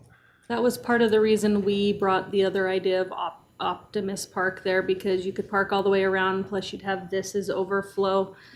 You're right, if the swimming pool's full of people, the parking can be tight there. In the master design, just to the north of that picture where you see the green brick Thompson Horseshoe Complex, in the master design, there is an extension of a parking lot there, but I don't know how many years out we're from that. It would accommodate more parking, but I just don't know what the build-out time is gonna be on it. So I fully agree with the Ross Park. Even with the limited parking, I think it's still a better fit. But procedurally, when we get to the funding aspect, we still want to hold off on that to number 7? Yes. Yeah, sounds like it.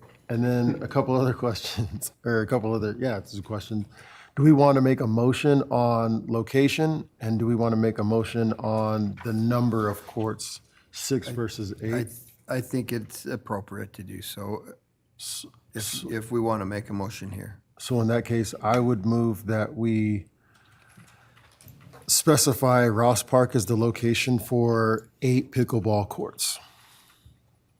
And funding to be determined in agenda item 7. Second.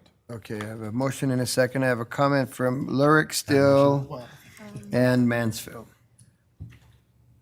Well, my original question was about location, but I'm hearing that, and I see heads nodding and everything about Ross Park. So I just wanted to hear a little bit more about Optimus, but it sounds like everybody feels that Ross Park is the better option compared to Optimus Park. Is that Well, a and if fair I might statement? interject real Yeah. quick, I can imagine the parking at Ross Park would be way more convenient than the parking right across the street. That's true. So. Yeah.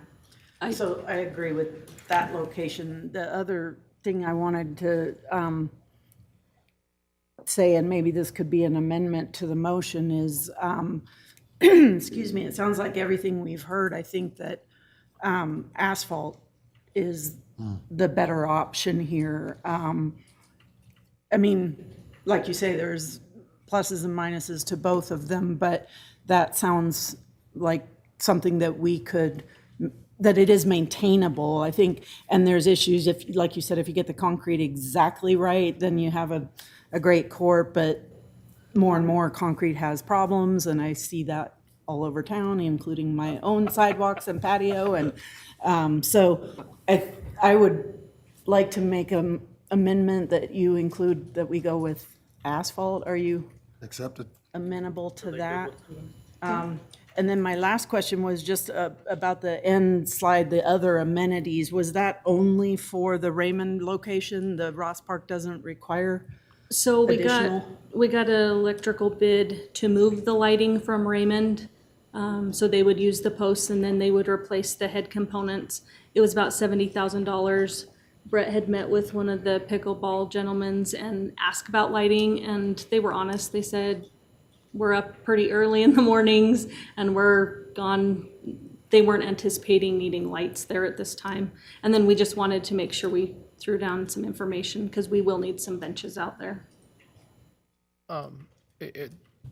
If I may, this is what I wanted to ask about. So that's the cost to install lighting at, like, for the Ross Park location, for example. Yep. My wife and I play pickleball at Raymond Park, and we often go, especially during the July and August months. We start at 9 o'clock, 8:30, and we stay there. And that park is like that. Those courts are full with the lights on until well into dark because it's just so hot during the day. I would really like to see lighting go with these courts. Is that something we could add if we had to, right? That's Wouldn't true. would not have to do it immediately. And I guess the only other comment I'd make about Optimus, not only is it right in the middle of a neighborhood, that's prime property. When I look at that, and because it sits right in the center of town. And when I say center, it's dead center. I would hate to tie it up with pickleball courts and something else comes along, you have to put a building or something like that, fire station, police station, any kind of, and then you go, well, we're going to tear down pickleball courts that we just put up when Ross Park is just full wreck. So why don't you, it sounds like with the asphalt and stuff, you're probably going to be a number below this concrete courts anyway. So why don't you come back to us after with the dollar amounts? I've got some dollar amounts if you're interested. What are they? So, contract price for the 8 courts, you're looking at about $218,000. That doesn't include lights, though? No lights. That's Okay. just asphalt, gravel, prep. That's just takes the concrete earthwork. No portion. fence. Okay, No, just that one line. okay, So the lights were 70 yeah, if we added? yeah. 70 is what we were Okay. projecting. If we did it in-house, you're probably looking at 65,000. We can do the gravel work, the prep, and asphalt for around $2 a square foot. So if we do it in-house, you're under $100,000 and, okay. The concrete earthwork number. Yeah. So then if you, what does that do, that contingency? Still need some fencing, surfacing. That would help probably bring down contingency because we'd know that amount. So we still would need probably some construction drawings. It brings it down significantly. Okay. Sounds good. All right, thank you. Okay, so council, we're going to go ahead and vote on the motion that we've got here. We'll discuss funding and everything in the next agenda item. So we have a motion by Mangum and a second. Do we need to make this one contingent on funding in 7? We just did, it was part of it. Oh, was it? My apologies. I thought it was part of Okay, it. my apologies. I must just missed that. Yes. Madam Clerk, are you all ready now? Okay, all right. Council, are we ready now, or? Yes, sir. Okay, here we go. Thank you. Our attorney, I want to double check and make sure he's good. All right. We have a motion by Mangum and a second by Marchand. Connie, could you please call the roll? Yes. Yes. Yes. Yes. Yes. All right, thank you very much. And council, we've been going for a minute, so I'm going to take a break right now Beautiful. before we get into agenda item number 7, because I have a feeling it's going to take a minute.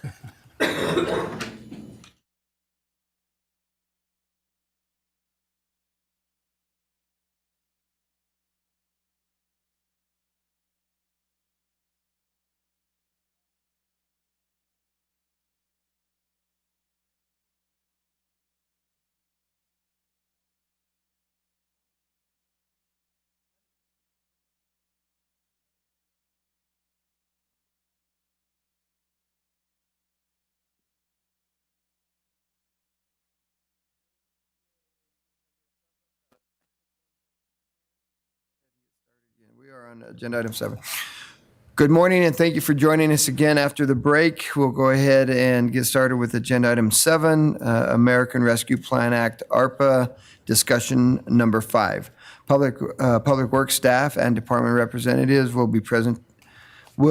present information to council regarding the American Rescue Plan Act and will seek direction from the council concerning projects to be funded with ARPA funds. Good morning, Mayor and Council. Jeff Mansfield, Public Works Director and City Engineer for the City of Pocatello. It's my pleasure to be here today to talk about ARPA number 5, our ARPA discussion number 5. So, what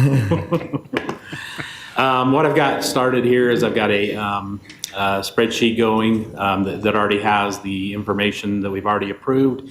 And then as we go through our discussion today, if there's certain ones that you want to approve today, then we'll add those to there.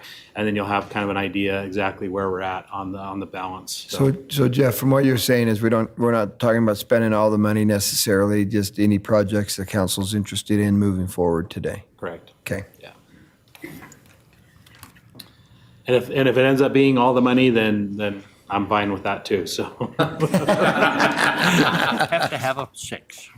Yeah. So just as a recap, this is the 5th presentation I've made to council. We made councils on March 22nd, May 22nd, November 22nd, March 23rd, and then the presentation today.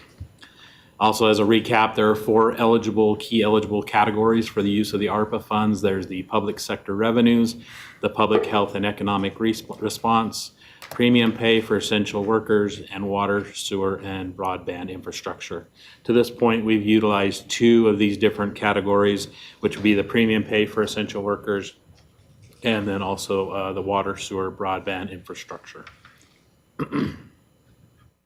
Also, as a reminder, that there are deadlines associated with this funding. The funding must be obligated by the end of 2024, and then also the funding must be spent by the end of 2026. Those are calendar years. Those are calendar years, my understanding.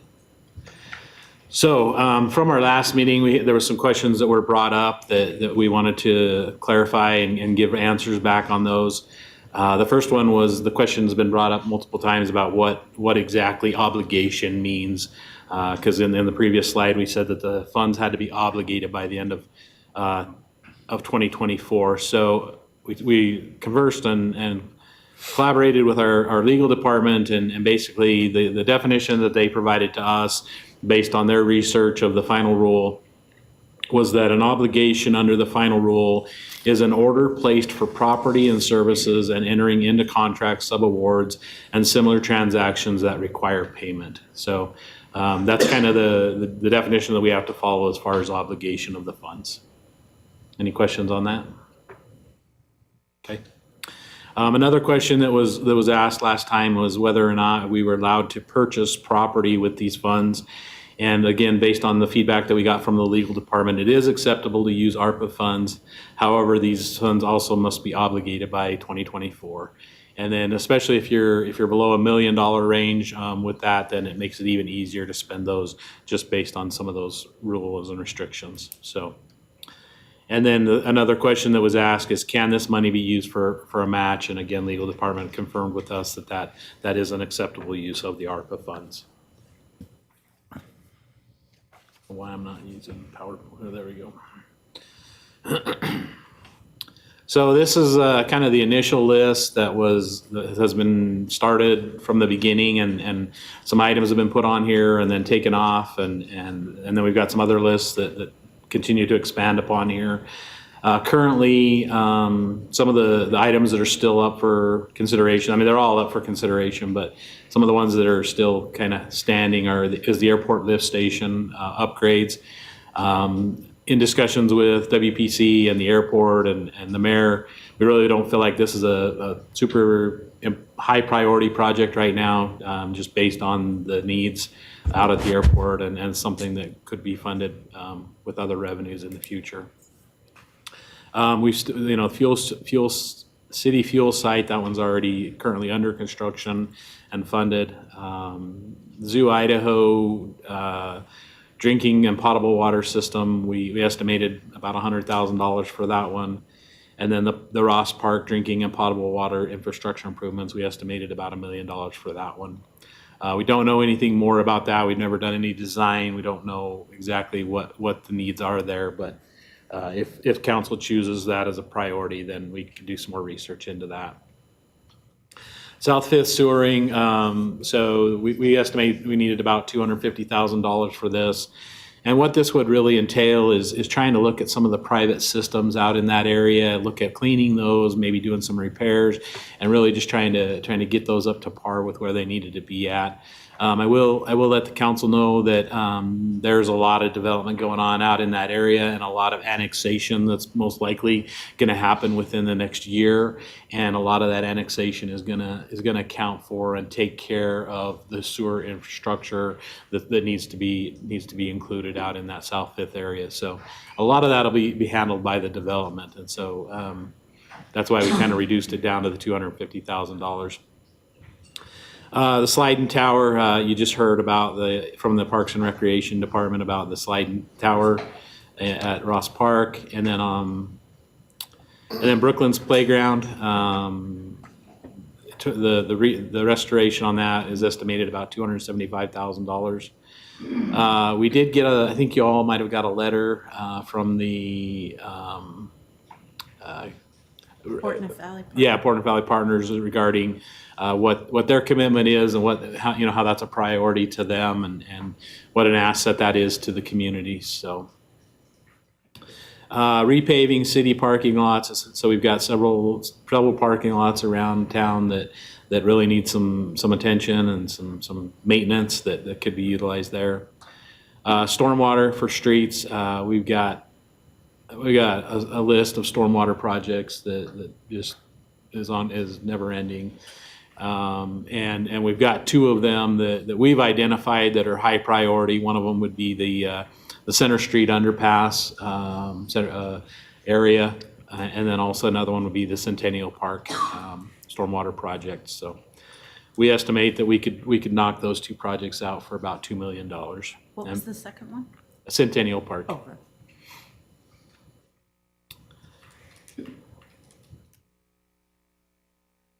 Centennial or Constitution Park, Tom? The one on South. Yeah, that's Constitution. Constitution. Sorry, it's Constitution. Yeah, I knew, after I said it, I knew it doesn't sound right. It's Constitution. So, May I ask you a question? Mr. Sure. Mayor? On those projects, what would we do to the Center Street to prevent problems like we have when these cloudbursts come along? Tom, you want to come over and? I keep thinking we have that fixed, but it keeps happening. So the Center Street underpass, I don't think we'll ever fix. So what happens with the Center Street underpass is there is a 24-inch stormwater line that goes under the railroad tracks. Trying to upsize that line would, that's basically not feasible.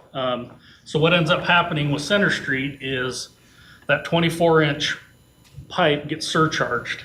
And once it's charged, then the underpass is trying to pump into a full pipe. And so once that pipe isn't surcharged anymore, then the underpass can catch back up. There was a study done, it was probably 10 or 15 years ago, and it's like 800 gallons a minute is coming into the underpass. We're pumping it like 40 gallons. So it would take like a $10 million pump to keep up with that inflow. And it was decided way back when that it's just easier to close it for a couple of hours than to spend that, crazy, ludicrous amount of money. I think what we've done, though, is it's a couple hours opposed to a couple of days. We're not filling it up to the top anymore. Yeah. And this last burst we had 18 inches in the bottom of it there. Yeah, that last storm, the Weather Service told us we got between 6/10 and an inch in 30 minutes. So a couple of years ago, that would have been full. So we have done some upgrades to try and, there was a pipe down there that we joked about that if you could tie a pipe in a knot, that's what it was. And so we were able to reposition some manholes to clean it up. And so what this project would do is on the east side of the underpass, we would build a lift station. And we would pump out of that 24-inch pipe and we would go south to Halliday.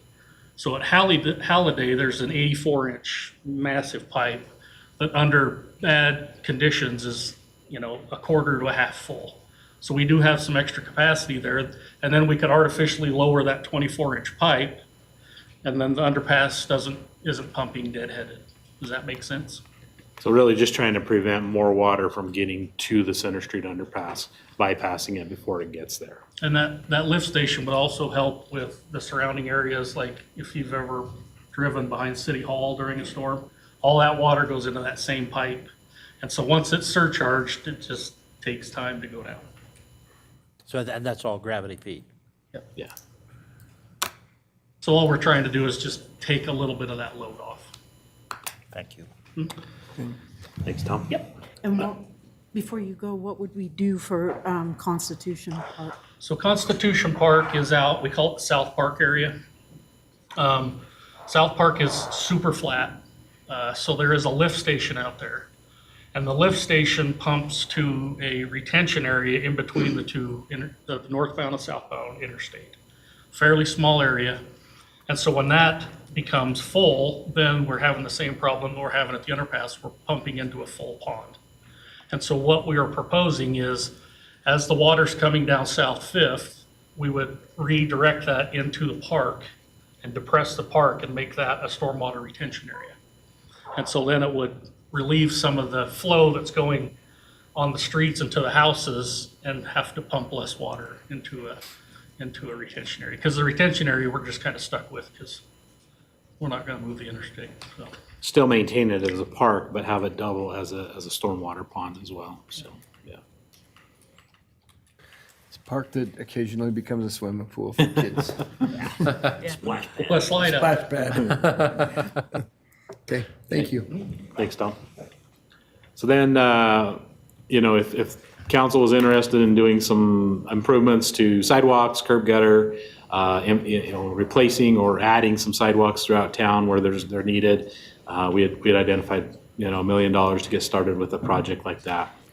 If we were interested in purchasing some electric vehicles, we had $250,000 there for that.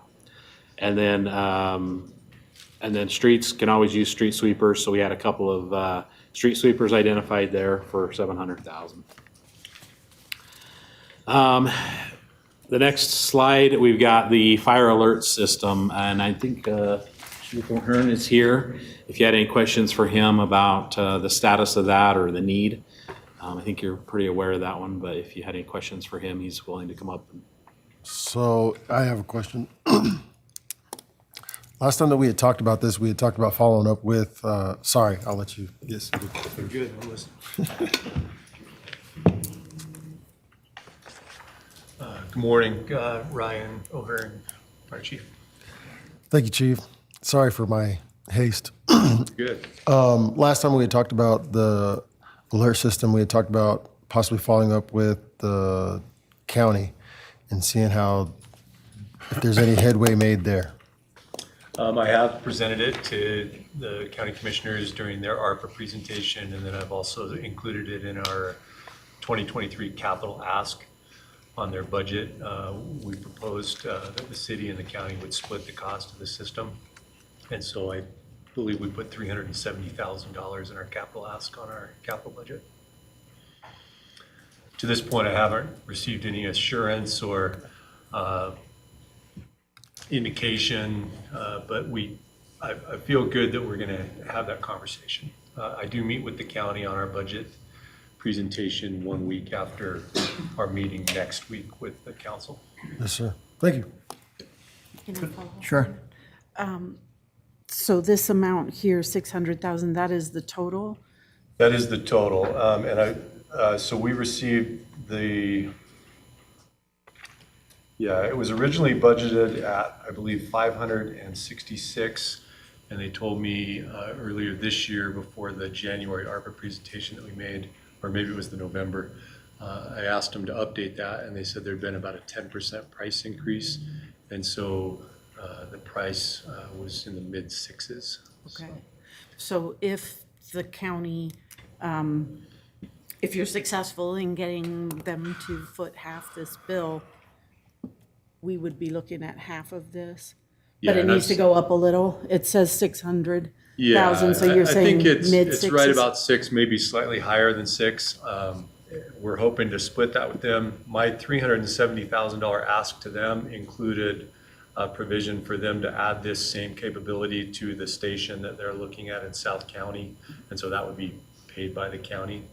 So what would, if they come through with that full 370, what would it do to this amount for us? I think that our portion on this would probably be about 3 to 330, because I think it'd be about in the 660 for the total for the 5 stations in Pocatello. Okay, thank you. There is some ongoing software and warranty agreement. It includes software and hardware upgrades that we pay annually on many of the programs like this. And that's over 10 years. It's about $40,000 a year. And so I would propose that we would share that with the county as well.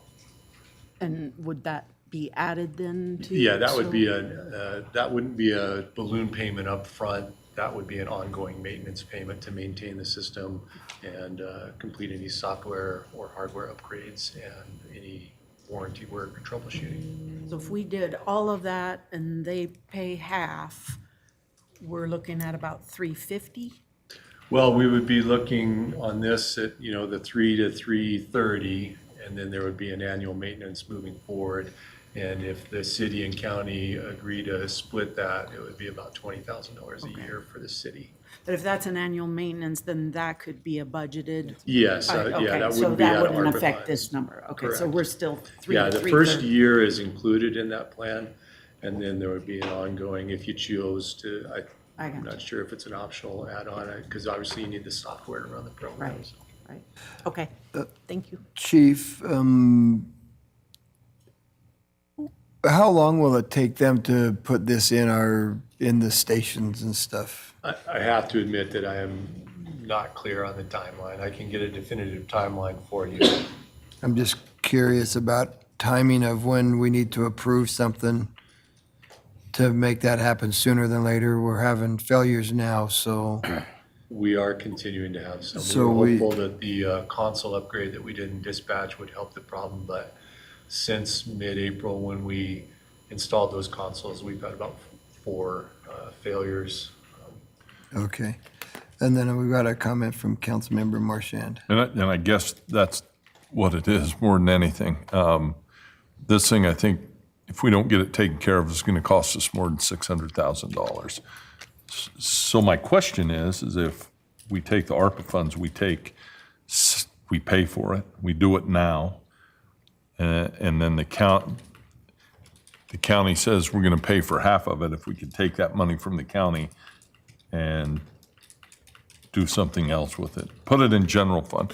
I don't think waiting for them. The other part of that, though, is I'm afraid if we do it, then they're going to go, well, you've already done it, and we don't want to give you any History money. tells us if we do it, the county's out. Well, And so, then I'm just worried, right? This is another one that I feel like we drag our feet waiting. We're worried about that, and you know what? If this becomes something that it costs someone their life, we can't get somebody there, and we're only talking minutes, right? You're only talking minutes when you're talking about getting an ambulance to a heart attack or a fire truck to a fire. Gates used to tell me, I got 8 minutes, right? You don't get this out, I guarantee you, when it's blowing up in dispatch because something big's happening and they're not hearing immediately back from fire, that we're losing minutes that cost us. So, I mean, when I look at this, I think this would be one of the things that we need to take care of now. And then again, if we have to go to battle with them, that we have to go to battle with them. And I understand it's just for our citizens, for everybody in the county, whether they want to look at it that way or not. This is something I think we need to get taken care of. We've talked about it long enough. To that point, Councilmember, I would add that this is more than just reliability in the system. This also will change the workflow in dispatch, and it will lead to shorter response times, quicker response times because part of the process is automated.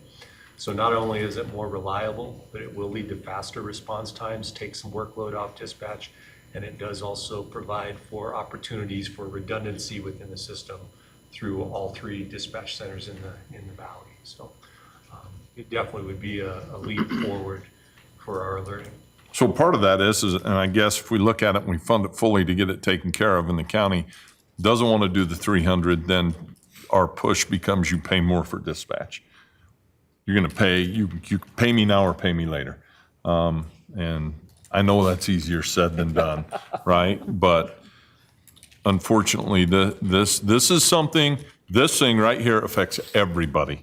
Everybody, not only in the city, but the county. You bring up a point. Everybody looks at Pocatello and says, you charge us everything too much, but nobody remembers that Chubbuck and the entire county rely on the city of Pocatello to do it. Exactly. And so, no, you bring up a really good point, and that's something that people need to recognize, that no, the city really is carrying, we've thrown the entire county on our backs half the time, and the city of Chubbuck on our backs half the time, so we probably need to look We have at to that. end, we have to fix it. I mean, they have to jump on board somehow. But this one right here, because when you talk about ARPA and how it is to be used to take care of everyone, this one, when I look at this one, it's everybody. You may not need it today, but you could use it, in 10 years. So this is one I would like to get taken care of. Okay. Thank you. Thank you. Thank you, Chief. The next item on here is the mental health support. It was proposed that we spend $200,000 to be administered by community nonprofits. I know some communities have done that. The next one would be the Raymond Park pickleball courts. You guys just got done talking about that one. Just needed, to know a dollar amount to put in there for that one. So, new elevator at the library. That one's currently estimated at $100,000. Mayor, do you have any more of an update on that one or anything? It's estimated at $100,000. I personally think that this might not be the right spot to pull that money from. We've got Fund 78 that's got some money in it that probably is the right spot, but it needs to be done, and it needs to be done sooner than later. The Johnny Creek Main Line Extension Phase 1, this is estimated currently at $3.3 million. Just to give you a little bit of a status update on that one. So this was one of the projects that we submitted a letter of interest to DEQ for, and we kind of held off until we heard back on those LOIs. And we actually did not get ranked on the Johnny Creek Sewer Project. So we're not eligible for DEQ funding for that project at this time. However, we are moving forward with the design on that project and getting ready to submit it to DEQ and get their approval on it. And if when future funding comes available through DEQ, we'll continue to pursue that. And we feel like having a shovel-ready DEQ-approved project will bode well for us in the rankings. So, Mayor, if I may comment, there was a huge new bill for DEQ financing. It goes into effect July 1, and they ate into a lot of the backlog of projects this past year. I think our chances of getting something done there in the next year or two are pretty darn good. yeah. Yeah, better than they've ever been. Better than ever.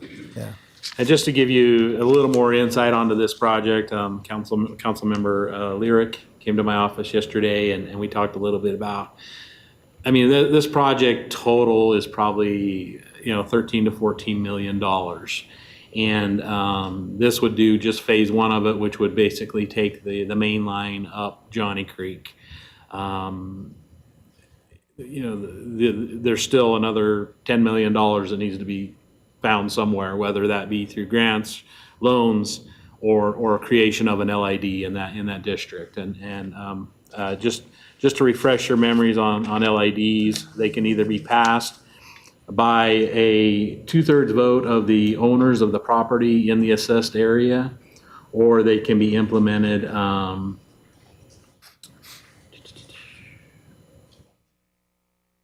or by a resolution of the council by a majority of the council meeting, so majority of the council. So those LIDs can be implemented in one of two ways. So I don't know that we're ready to jump into an LID yet, but that is something that we could look at in the future for coming up with the rest of that money, so. Mr. Mayor? Yeah. I was just debating whether to let Jeff finish going through the list, and then I have some comments about this item in particular, but is it better to do that now, Go or ahead and do let's? it now, right now. Let's Okay. Do it right now. And I think most people who've been following our discussions on this know that this was one of my top priorities of getting this project done ever since even before we had ARPA money. But I've really sort of changed my thinking on this. And I think it does need to be a sort of a shared project in terms of responsibility for paying for this. And so I'm very interested in the option of an LID and figuring that out. I think the residents of the area need to bear part of that responsibility. But I also feel that the city, I mean, what's happening up there is affecting everybody's water. So there is an interest citywide, and so there's an interest for us to take some of that responsibility as well. And there's also the possibility of some grant funding, but also sewer projects. WPC is an enterprise fund, a fee-supported department. So there's a possibility, we're about to start a new rate study, there's a possibility of building some of the expense of this into the rate study. So my feeling now is moving away from using ARPA funds for this project and pursuing, figuring out the LID, the rate study, pursuing the grants, and coming up with a combination of funding to get this done. It's still a top priority for me, but I would like to pursue these different avenues rather than ARPA funds. And then that frees up a lot of money that we can use for other projects. One of my main concerns about using ARPA funds is if we move forward, it might take a while to figure out the LID part of it and get that all, settled and underway. And also grants and things like that, and get to that shovel-ready point. Well, never mind the shovel-ready point, but if we take this money and put in that main line, and then the other part doesn't happen, we've spent, $3 million or over $3 million on a project that now is sort of sitting there and maybe isn't going to be used or isn't going to be used anytime soon. Pardon? Bridge to nowhere. A bridge to nowhere, yeah. And so I'm thinking, I'd rather have all those pieces in place, and then there's ways we can come up with the money that we need for our part, and we can do the timing of that all at the same time and make sure that we're not like spending this money now and then it's, in a sense, wasted and not being used, and when we could use it for other things. So that's kind of my feeling on this project, which is a big switch for me, but that's where I'm at. And Rick's laughing at me. Hey, all right, thank you. Go ahead, Jeff. Thank you. So the next item on here is the airport funding, runway 321 rehab. So if you'll recall, Alan and Christie came before you and indicated that they needed some grant match money in order to do a big project. However, in conversations with Alan, sounds like the feds cannot move that funding up to accommodate us that would allow us to get this money spent within the timeline we need to get it done. So basically, we can go ahead and take that one off the list for now. I mean, Alan's always willing to take $1 million is what he told me, if you want to give it to him for other projects. But this particular project, it won't work time-wise with what we had originally presented, so. The financial enterprise software upgrade, that one needs to be removed as well because that's already resolved and taken care of as far as the purchase of that. Well, Jeff, we've just done the first part of that. There's still some to come. Yeah, so if you wanted to fund the other 2/3 of it or whatever through this, that would be fine as well. So. Centennial Rainy Park grant matches. So if you'll recall, you've had some grant matches that have come before you. And the first one was the $500,000 LWCF grant, and we did find out we were not successful in that grant. However, there is the Water Smart grant for with a match of $353,000. And then there's also the charging fuel infrastructure grant, which was the most recent one, and that one has a match of $975,000. So, Just a quick question. When I was looking at this and sort of futzing around with my list last night, can you remind me, I know the bottom grant there was the one that you just presented and we voted on the other night, but the Water Smart, can you refresh my memory about that project? Sure. Christine Howe, Grants Manager for the City of Pocatello. So the Centennial Rainy Levee Setback and Ecosystem Enhancement Project, that's the entire name of the project. We've broken it into phases, which correspond with the grants you see listed there for the match requirements. The Water Smart grant is for the Rainy Park side in order to do the levee moving and creating the accessible access points to the river, as well as kind of that ecosystem enhancement along the levee there on the Rainy Park side. The first one, which was the Land Water Conservation Trust, was for the Centennial Park side ecosystem enhancement. So no pavilions or parking or any of that included. And that was $1 million project. So the match was a 50% match. Our understanding is that we were unsuccessful because it required additional design and wasn't in the final stage for shovel-ready construction. So there is the potential to reapply for that next year from what Hannah Sanger, the Science and Environment Administrator, has indicated. And the last match is for the Charging and Fueling Infrastructure Grant, and those were the EV charging stations. And that was to do all of the supplementary infrastructure on the parking lots for both Centennial and Rainy Park side. And that comes with sidewalks, pavilions, restrooms, all of those extra items. Thank you. Thank you. the next item in there is relocation of City Hall. If council has an interest in doing something like that, then those funds can be utilized for that. Next item is real purchase properties. This is one that was stemmed, I believe, from Councilmember Nichols' request. He had requested some funds be utilized for conservation easements, pathways, trails, different things like that. He had asked for, $500,000 to be dedicated to that. Can I ask on that one? Okay, we've got another question. Councilmember Lyric? I was interested in his idea and read his email and proposal, and actually he called me too to just sort of try to explain a little bit more what he was thinking. But I just want to be clear, if we were to do this, so it's setting aside, money to do certain like conservation easements, cultural preservation projects, that kind of thing.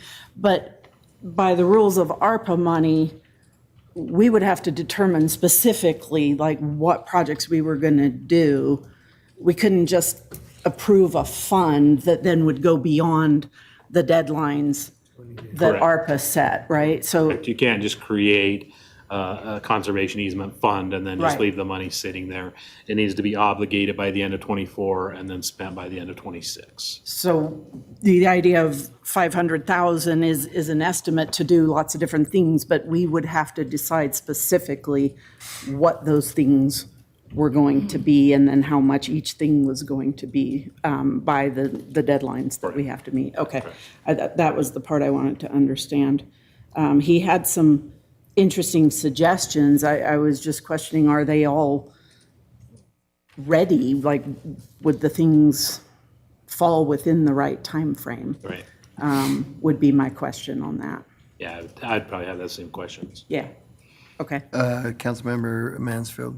The one thing I would add, though, and I think this kind of goes along with one that's coming up in a minute.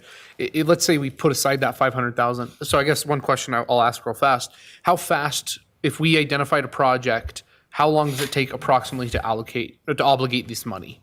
If it was in a work session in June of next year, for example, could we have it allocated by the end of 2024 if we picked some sort of project? Jared might be a better one to ask about that, but I think as long as you have, some sort of a letter of commitment or things like that with a property owner, I think that would probably satisfy the obligation requirement. Hello, Mayor and Council. Welcome back. Jared Johnson, City Attorney. Yeah, great question. I respectfully will have to disagree with Jeff just a little bit. I don't think the letter of commitment would quite meet the obligation of obligation.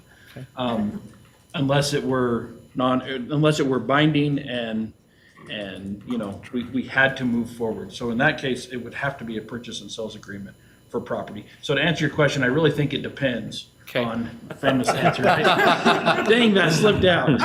It's just reflex. It depends on what type of project you're talking, but the timeline you suggested as an example, I gotta think that most things we would be able to wrap up and technically obligate by the end of the calendar year if we did it next summer. So here's my thought then with that, as well as with grant match we'll get to. We can find somewhere in this city that could use $2.5 million or 500,000 or whatever number there is.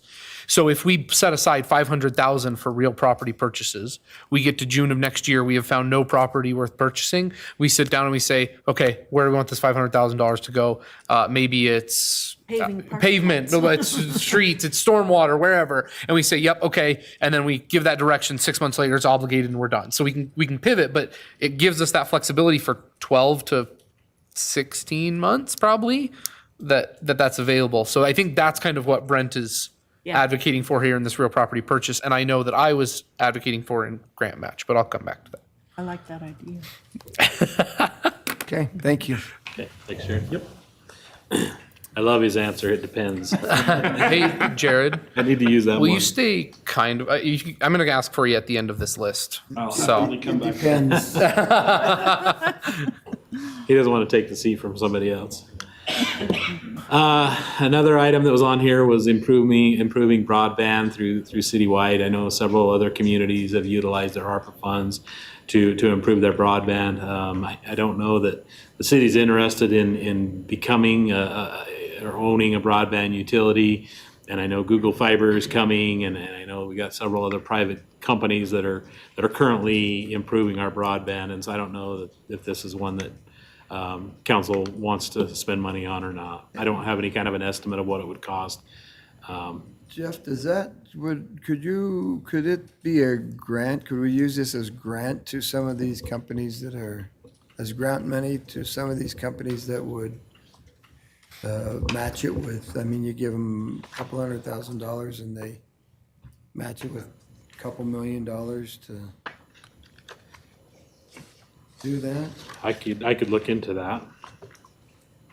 I'm not necessarily advocating for it, but I don't know that we want to start owning broadband and it's going to be expensive to do, and so, but maybe. Okay. The next one is for grant matches. One of the council members had proposed that we put about $2 million aside into a fund. Obviously it would be subject to the same requirements as being obligated and spent. But this, they've proposed putting in $2 million into that fund just to utilize for grant matches. So as we find grant opportunities, we can bring those to you and then utilize that as a fund for our match on those grant opportunities. Water discharge reuse, I think this one came from Rick, and I know this is a high priority and an important project for you.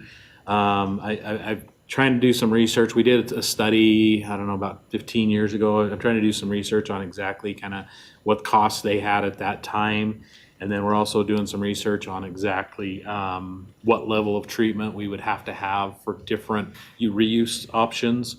What I'd kind of like to maybe say about this one a little bit is, in order for us to really make some good informed decisions on this, I think we need to do some kind of a study and really focus in on what opportunities there are and what it's going to cost and what level of treatment we need to get to. And that's going to cost money. And so, I think we're just getting ready to roll into a new rate study, and it's something that we could very easily roll into that rate study, the cost for that study to do that. So I don't have better information for you as far as a dollar figure of what it would cost to go to the golf courses or parks or anything like that yet. So.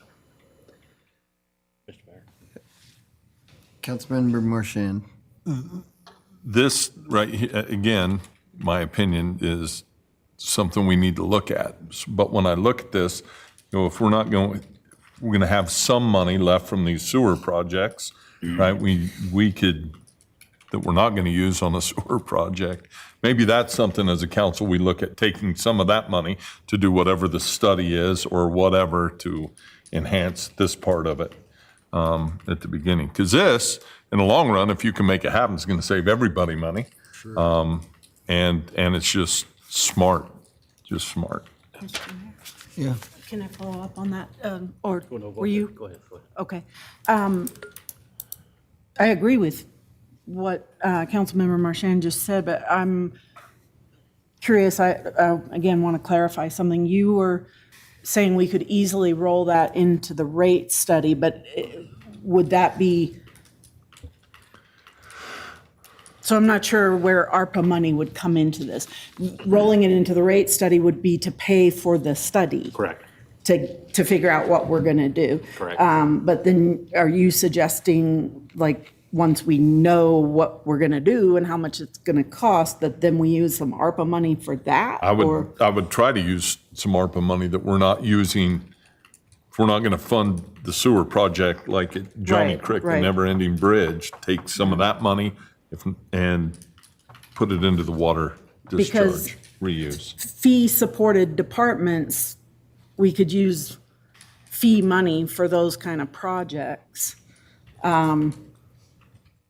So I think it's a good project and worth, considering. I'm just not sure about, and also the timing of it. It's going to take some time to complete this study. Are we going to be ready to obligate the ARPA funds in time? But also couldn't we build, once we know what the project is and what it's going to cost, couldn't we build that into the rate study and pay for it through fees rather than ARPA money? Okay. Okay, Council President Cheatham. Consider. I started talking about this a couple of years ago, and the more I've dug into how this could work, the more complex the issue becomes. And I don't think that we have time with the obligation dates that we're looking at to do this with ARPA funds. Yep. I think we can take that out here, but I think it's something we need to keep on the forefront of what we're doing. But it's complex, not only treating the water, but we pump it all downhill. Now we're talking about pumping it back uphill again, distributing it, and what the ultimate use of whatever property it's placed on at that time can have, depending on how we treat it.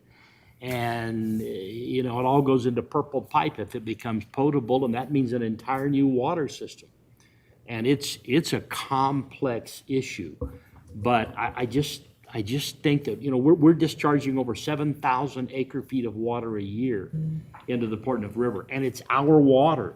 We paid for it, we pumped it, we treated it, we delivered it, and now we're throwing it away. And right now, American Falls just sold 4,200 acre feet of water to Lamb Weston for $165 an acre foot. Multiply that out, and this project has the future of being very valuable to the city of Pocatello. Whether we use it internally for watering lawns or parks, or we sell it to an industrial use, who knows where this could go, but I just think we need at some point to, whether it's through a fee study, whatever we do, we need to figure out how we could use this water. Agreed. Yeah. Okay. Yeah, to echo kind of what Rick's saying, I mean, you're looking at a study, you're looking at design, you're looking at permitting, you're looking at DEQ approval. I mean, it is a lengthy process, but it's definitely something that is on our priority list. And now that we've got the solids handling done and the operations building underway, then this is something that is next on the plate. So. And ultimately, we're probably looking at a lawsuit from the Twin Falls Canal Company. Yeah. Because we're removing that water out of the system that is currently going downhill. Even though it's ours. Yeah, but legally, I guess, because I don't know, when does it become theirs? When it hits American Falls Reservoir? It hits, no. The ground? When it hits the port, no, it's their water. When it leaves the pipe at the wastewater plant. The Chesterfield idea is not that bad now, is it? Okay. Cemetery roads was one that was put on here for $1 million. Can I just make a comment on that? Council, I don't know if you've taken a minute to drive through the cemetery at all. If you haven't, I would recommend you do. Because if you do and you think about the citizens that we are working for, this will become a priority fairly quickly. Add to that real quick, It's not just. a mess. We did some work in there to help some of it, but even the work we did it just did the great big holes, not the big holes. It's not just driving. A lot of people walk in the cemetery, and walking it's not good. You're dodging holes and more steps doing that. True. It's a good thing, but safety would be an issue. Yeah. So Scott? is the $1 million there to redo every road in the cemetery? Higher. Do the entire cemetery? I think it will. Yes. She's nodding her head. Yeah, she is. Okay, that's our list. I think Councilmember Mansfield had a question. Well, no, keep going. Just after you. So at this point, these are the two projects that have been approved. There's the well number 2 for $2 million and the premium pay under category 3, which is the $895,400. So total obligated or total ARPA funds that we have allocated to the city of Pocatello is $10.7 million. And total obligated to this point is $2.895 million. So that means we have $7.8 million left to spend, more or less. Okay, thank you. Now I've got, Linda had a thing at the end. Are you done? Yeah. No. I have She a has thing, a but I thing, thought and he was then before. Josh. Oh, I have a Okay. procedural thing that Oh. I'd like to address, if I can. okay. Go ahead. I think that, as we found from the pickleball swimming pool issue today, is that when we're unclear of the procedure and objectives of what we need to leave this meeting with, it can devolve us arguing about things that we all ultimately agree on. And so, my understanding, Jeff's got a list up here, a master list, and we need to get things added to that list. Is that correct? Right, with amounts, right? So we put the slide, we need to put an amount there, and that gives us a new, and we need to start making a list. Is that correct? What are you asking for, the list for? Well, What list? what we're doing right now. What we're this doing right now, discussion, yeah. what money we're willing to Yes. obligate now. Okay, Correct. yes. Okay. Yeah. I think the cleanest way to do so is often with a motion, but I also don't want to do a roll call vote for 18 items. So if Jared, this is where you come in, I would, if this is allowed, I would look for a change to procedure with just a vocal vote after a motion. If it is not unanimous, it moves to roll call. And then at the end, when we have a list that we are satisfied with, we do a final roll call vote on the entire list. Jared, is that allowed? I think it would expedite it. I think, because there are things that I know that we're going to agree on, and I think it would keep the process a little bit cleaner if we're all unanimous on it. But It also depends. I want to hear what legal says. It depends. Just kidding. He said just kidding, but he wasn't. That's the problem. I am. Okay, so there's a couple of things to consider. Okay. Is it legal? Yes, it is legal. Is it advisable? That's really up to the mayor because he presides over the meeting of the council. Okay. And longstanding tradition, probably long before I was here, is roll call votes on every vote. This is a work session, and work sessions sometimes are less formal so that you can get stuff done. And so that's absolutely something to consider. So ultimately, yes, it's legal. Ultimately, it's the mayor's call. Whether or not that makes it more efficient and whether he wants to set that precedent is really up to him. Sorry, Mayor. I'm asking for That's, a temporary suspension. If it is unanimous, then we don't have to move to a roll call. Just a unanimous, all in favor, yay. If you hear any nays, you move it to a roll call like traditionally. is everybody okay with that, council? I'd like to go at it backwards. I wish we'd put everything that's under consideration up and then eliminate things until we get to the magic number we're after. Okay? I like that. So are you Agree on saying, some things that we don't want to do. Okay. That was going to be my question when I, said I had a question at the end. I had some things that I thought it would simplify the process if we remove some things. Just before we start going item by item, we can simplify the process by, if we agree to remove certain things, and sort of work more the way you're saying, which isn't totally in contradiction to what you're No. saying, Josh, but I think we can start by eliminating some things. I that we like the agreed idea to of working eliminate. backwards. And that was where I was, you went first, but my thing was going to be suggesting an elimination. But all of those eliminations don't have to be done by a vote, does it? No, No. Okay, let's look at it and let's pull them back up and eliminate. yeah.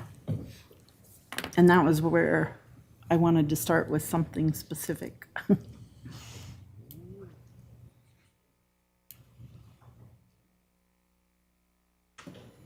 We'll see how good Jeff's. Yeah, let's see. Excel It's- skills. Yeah, But now it's iffy right now. I'm thinking maybe I didn't set this up the right way, but to kind of accommodate what you guys want, but do you guys want me to put them all on So here? let's go- Put them all on there. Okay.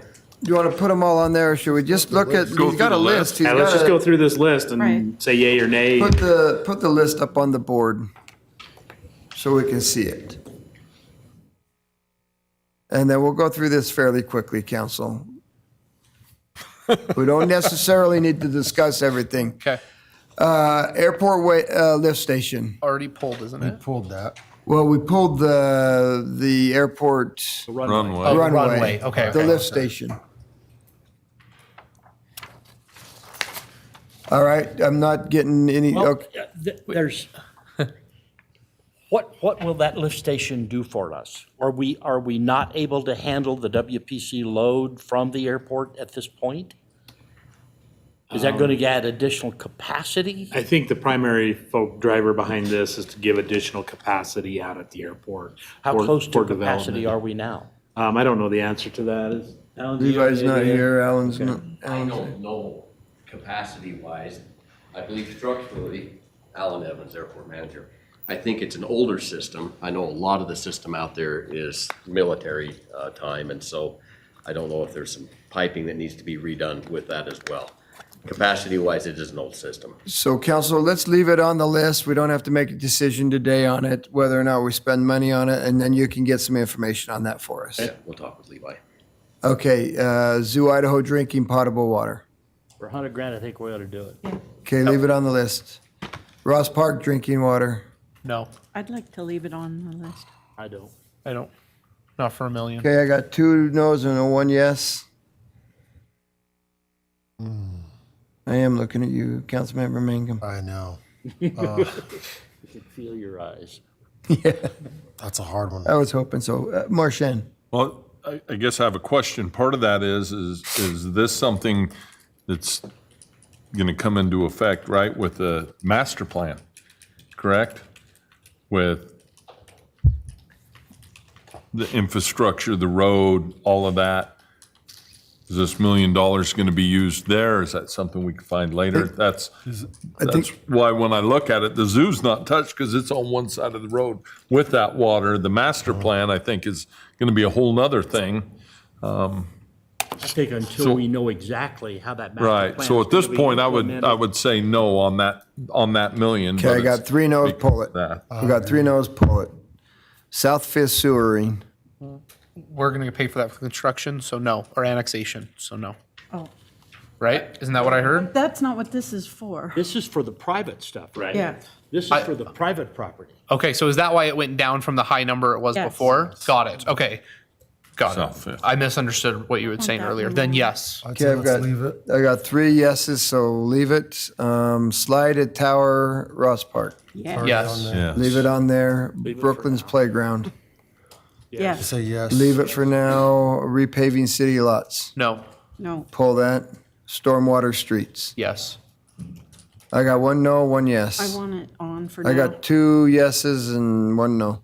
Do I hear 3? Do I hear And don't leave this one up to Marchand. Mangum. This is your decision, Mangum, now. Let's leave it to Marchand. Well, it might be if you hurry up. You If he don't. gives his Oh. opinion, then, We're talking about the stormwater, right? yeah, The stormwater. 2 million. This is I'm the gonna underpass say- and the, I'm going to say no. no. So I got, was that? 2 and 2? I got and 2 and 2, so it is Marchand. Yes. Okay, leave it for right now. Sidewalks, No, No. No. no. Pull it. Electric vehicles, No. no, No.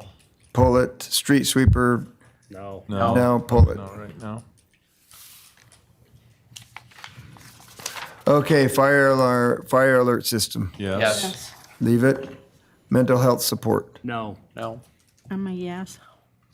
2 no's and a yes on that yes. one. I have a question on that. Okay, Are there specific things that we're doing in that regard, or is it just we're going to throw 200,000 at random? That was the presentation. There's specific. yeah, go ahead, Christine. Christine Howe, Grants Manager. So the idea behind this funding is to provide subawards to local mental health support service agencies, nonprofits. So we'd have an application process and they would present their plan for what they would do with the funding. I give it a yes. Okay, leave it. Thank you, Christine. Pickleball courts, I'm not saying Raymond Park, that's out, so pickleball courts. Yes. Yes. Yes. Yes, leave it. Elevator at the library. Yes. No.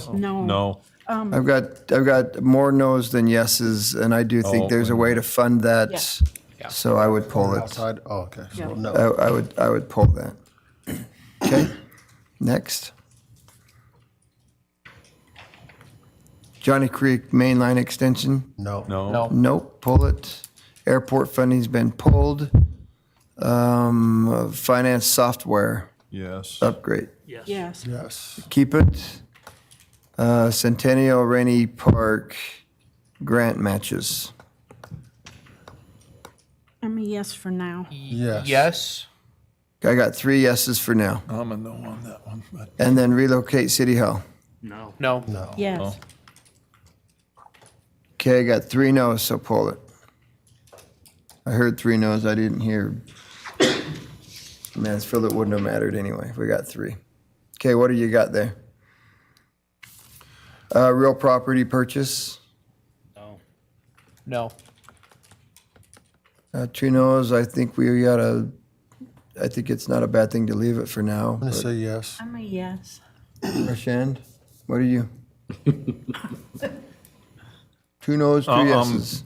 yes, I'm going no on this one at this point. Yes, you're going No, no, no. You're a yes, No. I'm going no. It's a no. It's a no. For sure going a no. I'm trying to count my votes here. No. How many votes do you Okay. get? A lot of pressure on me. That was, well, you're the one standing Need to back. speak up first. Yeah. Trying to think. Speak up first.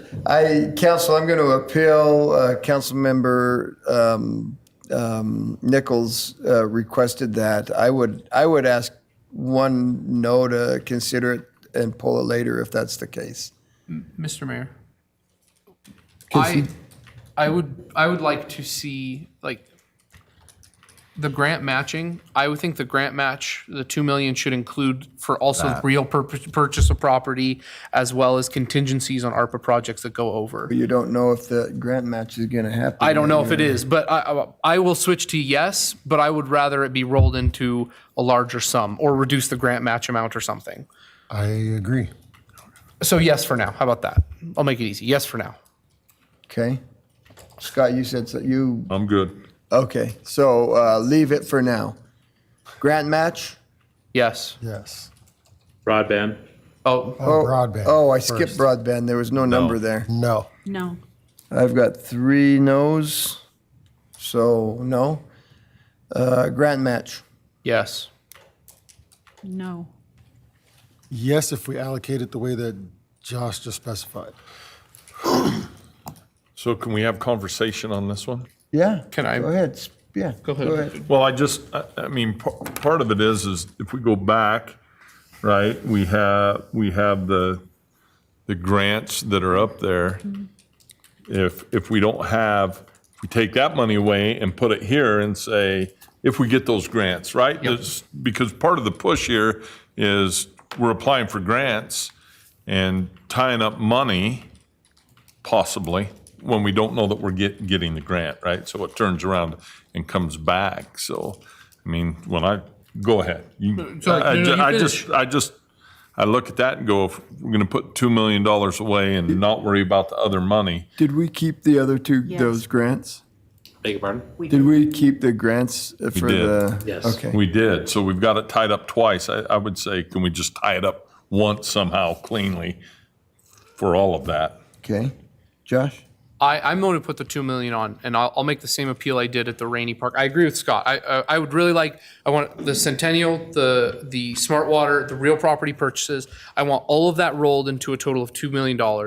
And the reason why is because that's the best way we can leverage ARPA money. If we spend $2 million on grant matching, that 2 million can become 10 in the percentages of that match. And that becomes so much more money that we don't have to go back to a budget session and try and find where we're gonna pull it out of department operational costs or where we're gonna find that additional money for grants and what we're not gonna do this year because we need to match a grant that we didn't know was gonna come up in 8 months or in 12 months. My proposal is that we take this 2 million, we put it aside. It's for real property purchases. It's for the grant matching, or it's for contingency on any of these ARPA projects that go over what we allocate. So let's say we allocate 400,000 to the pickleball courts and it turns out spending 5, we can pull that extra 100,000 from that total. And then back in next June, we'll say, if we haven't spent that money, we come back to one more work session, we look at what we have left, we allocate it, we get it obligated, and we finish it. Rick had something. Well, I just go back and add the Centennial Rainy Park grant matches. That's 1.3 million. Great. If you've already added 5, that's 1.8, you get $200,000 left. Yes. Instead of 2 million. Sure, and that's fine with me. But if we don't get that Centennial Park grant, then it stays in that fund and we apply for something else. And if it's 200,000 for property and grant matches, that's still 200,000 that we don't have to find somewhere else for a grant. Yes. I was going to say exactly what Rick said. It's already at 1.8 million if you take the specifics that we already said yes to. So it leaves very little.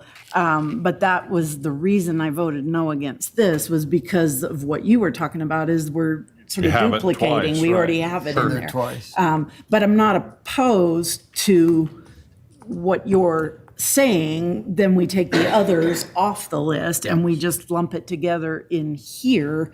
But knowing that that leaves very little Sure. left.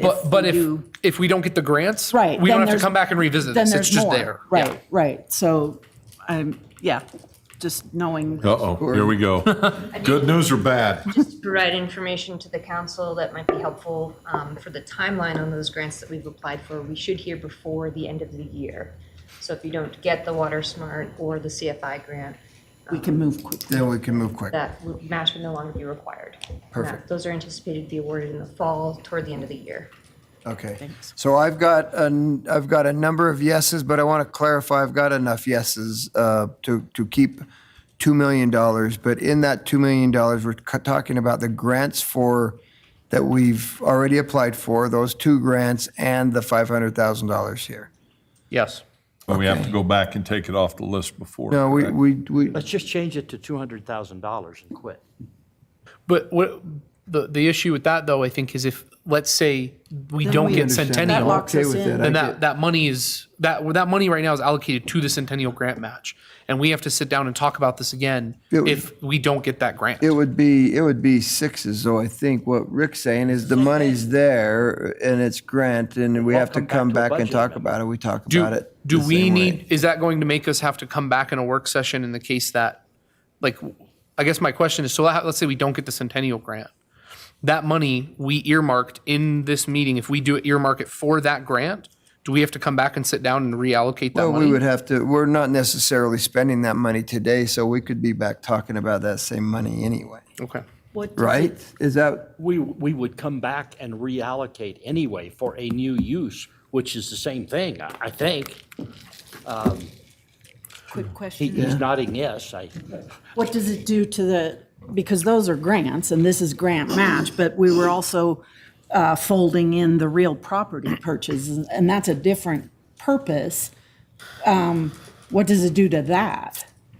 so it sounds to me like the council is committed to $2 million grant matches, but we're also including the real property and the other 2 grants that we've already approved. Yeah. So figure that out. Okay? $2 We know what we're million doing. gives us a lot more flexibility. Yeah. Yeah. I guess part of it is I get the $2 million. I know we're looking at grants over here that we don't have. Doesn't mean that we won't get them and that another grant won't come up that you go, wait a minute. We want to put more money and this one makes more sense now to do this versus this. If we're here, we're only obligated to grants. If we're here, we're obligated to the specific, I think. So back up the slide. See that right there that says Centennial Rainy Park matches? Right. Take it off. Right, exactly. That's what I'm Remove saying. that. Go forward a slide.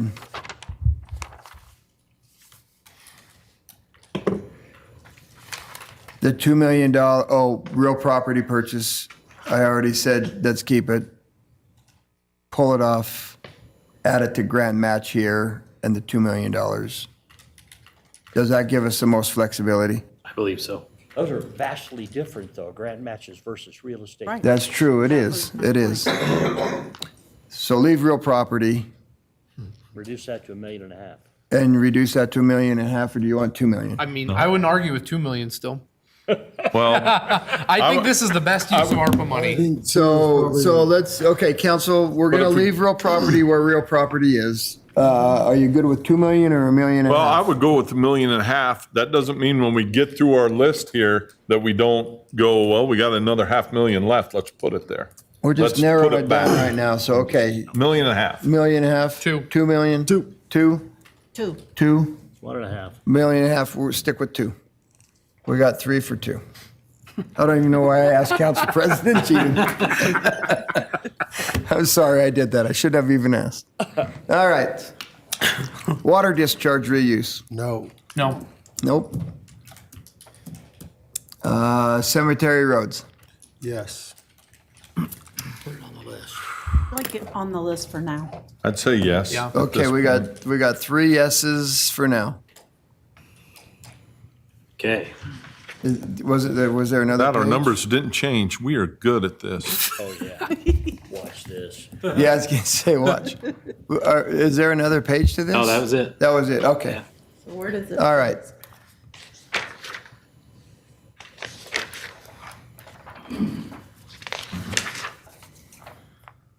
All right. So Let's see how Jeff does here. let's just kind of go in order. So we got the zoo water, right? Yep. For 100,000. 100,000.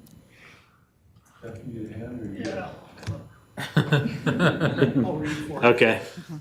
The next one is South Fifth. Was that supposed to change the other numbers? South Fifth, 250. South Fifth for 250. It did, didn't it? It did. Okay, it did. Slide. Say sewer. 250. Slide for $1 million. I don't know why I'm not using the mouse.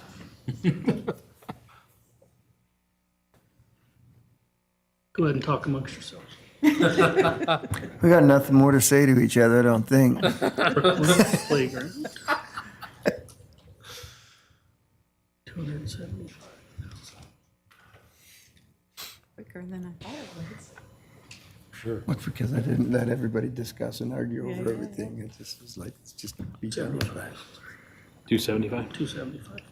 That was a quick process. Yeah, that one worked. Yeah, stormwater. What was it for the pickleball courts? Yeah. I think you should probably go 5. I was gonna say, hold on, I wrote it down somewhere. Half million? Is that what they? It was a little less, but Fire alert system. for contingency, 5 is. I thought we got rid of stormwater, but That's what I thought. did we keep No, it? it passed. Scott It went was 3. the- Oh, Scott Scott was a decided it. yes. No, Scott. So are we doing 600 on fire or are we doing 600. half? 600. We got really Let's do that. $3.5 million obligated just in stormwater. He said 660, didn't grants, he? right? Yeah. Did he say that go went Out up? of Want this 7. at He said a little over 6. And if you add the slide and pickleball. We'll leave it courts, at 600 and, Pickleball. oh yeah, Right. there's no question. Although we've brought it way down. All one word. Yeah, yeah. Yeah, How much? 500. It'd be about $3 million over. It was only 200. Oh, I'm not saying we won't be over, but. Are we we're comfortable down with from where we 500 on were. pickleball? Just leave it up there. Don't ask us That's what the questions. that's everything, right? Put it That's up just there, not don't the- ask. Yeah, that's everything. That's fences, We're making pickleball benches. 500. Finance software. We're gonna have to That have some fence is big light. term and it's, get our money back on that one. Oh, pickleball, we're making 500. Yeah. And that's really gonna be 700 or Real something like property. that software. Yeah, because it's 2/3 of it. So that'll change, but for today's purpose, it doesn't need to. Grant match. Really?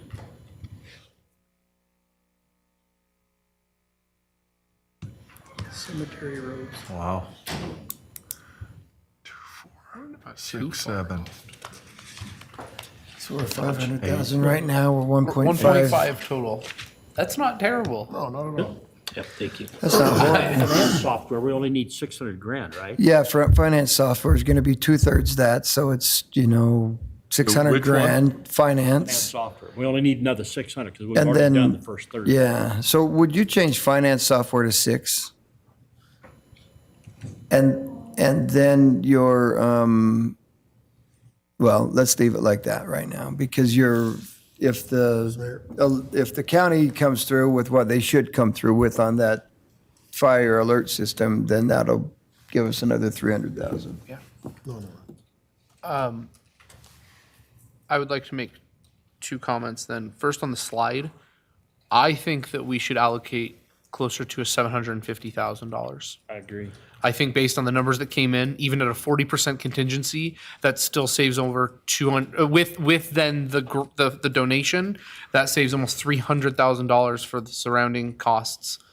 And I think and if that means we've got to drop the slide by 5 feet, then we drop the slide by 5 feet.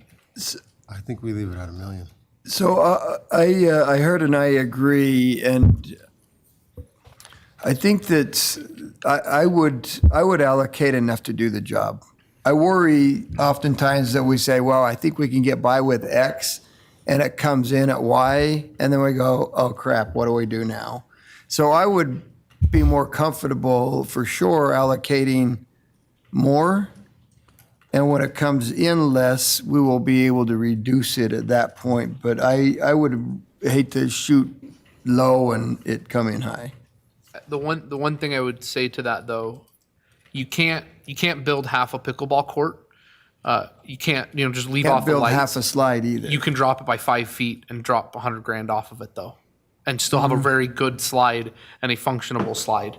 And so I think that there are times when like you can't, right? You can't do a stormwater project. You can't just stop halfway through on Center Street, but you can change that slide to make it so that it fits within those constraints. And I guess I look at this and go, I want to keep it at $1 million. I want to build something that's good, right? And I want the 5 feet. I understand what you're saying, but I'm looking at it. This is something, I mean, people have stepped up already, put the money up for that. And I look at a lot of other projects that we're doing here that we're going to fund as a city with ARPA money. I would like to leave it here, hope that it comes in less, but take the pressure off and just go do it and get it done, get our bids, take a look at it, and hopefully, in a month or two, whenever they come back with the bids, they go, look, we've got exactly what we want, it's high end, and we've saved this much money, I hope. So I would like to leave it here. Mr. Mayor? Yeah. I'd like to leave it too. I want to do this right.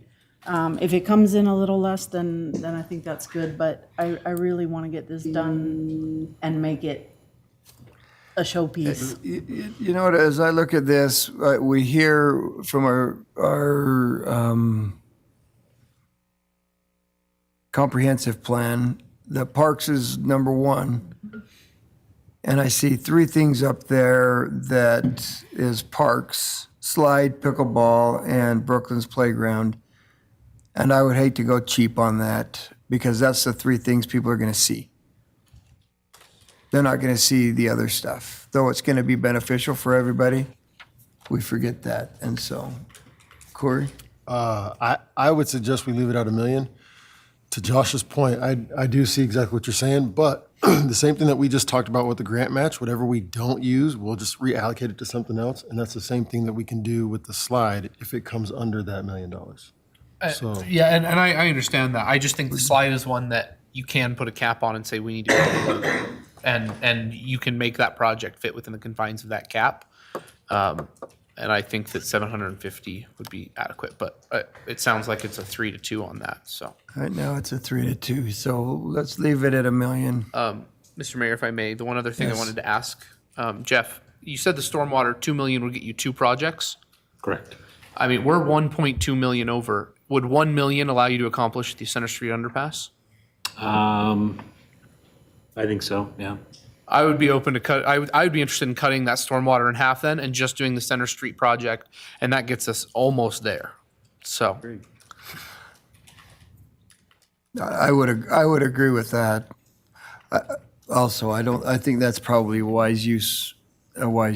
Remember, council, we don't have to balance this today, but. but if we can get close. Nice to get close. Because everybody's going to change their mind in a minute, but I would be okay with that. I don't know why everybody's laughing at that, because it's true. Where are we at now? Take $1 million out of that $2 million ask for I'd be stormwater. okay with that. Jeff, move that up for us old people. Old people. If she's old, what am I? I don't have any idea. So what's the difference here? 219? 219,000. So we could take a little bit from a couple of different Well- places, maybe? Well, Fire system. council, I would leave that where it is right now, and the reason I would is because I think hopefully the county actually steps up and does something that they should for their ambulance system with the fire alert. That's really ambulance alert. And that solves that, and you still have a little bit extra. That's what I would do. I'm with it. I think it looks I good. agree. Which thing are we? We're gonna bank on the county doing something with the fire alert system. So should Which we go evens with that the out. 330, the higher end of the estimate? I would leave it just how this is right now with, leave it. with us out of balance by the 219 and see if the county does what they should do. Okay. And if they don't, I agree with Rick. They won't. I agree with Rick. Maxed out on their funds already, and they've already What's spent that? all their ARPA funds. They've spent them already? Trying to get this forensic lab going. But with that, I can look and see, okay, you've got $219,000. What does $800,000 of cemetery roads do opposed to $1 million of cemetery roads? And Our well number 2 may come in a little under 2 Yeah. million. yeah, so If the slide comes in low. yeah, the slide probably is coming at 750, but so I think that I think that's a pretty solid list right there. But Could cemetery roads be 800,000 yeah, or something? yeah. I mean, at the end of the day, if we have to do that, then that's what we do. So is everybody okay with this list right here as is? I am, I just have a question. Okay. Right? If we approve this list the way it sits, can they go to work on the slide and getting these things done? That's where we're sitting today with this vote, right? Here's our list. So It's approved. Go take care of get started on the slide. So I think that unless council thinks otherwise, I think that a motion to move forward with the slide and the pickleball courts would be appropriate. And then this list, because this list is going to be in front of us again, and unless you want to say, let's move forward so we can get all of these numbers that we're really looking at and That's what going I'd from like there, to and do. that's what it is. But I'm going to look at Council President Cheatham for a motion or whatever he wants to do now. Mr. Mayor, I would move that we direct staff to take this list and begin to accomplishing those tasks as we have approved them, Second. as immediately as possible. We all second. Second Everybody wherever. jumped on the second, but he didn't doesn't finish his motion. Second now. So his motion was as immediately as possible moving forward now, and I had a second, and quite frankly, pick a second. I don't really care which. I'm gonna give it to Laura. Okay. A motion by Cheatham and a second by Lurick. Cheatham, Yes. Lurick, Yes. Mangan, Yes. Mansfield, Yes. Marchand. Yes. Okay. I will send this list out to everybody then. Thank you. Thank you. And then, so, yeah, if everybody gets the list, go to work getting us numbers so we can get these moving on these projects.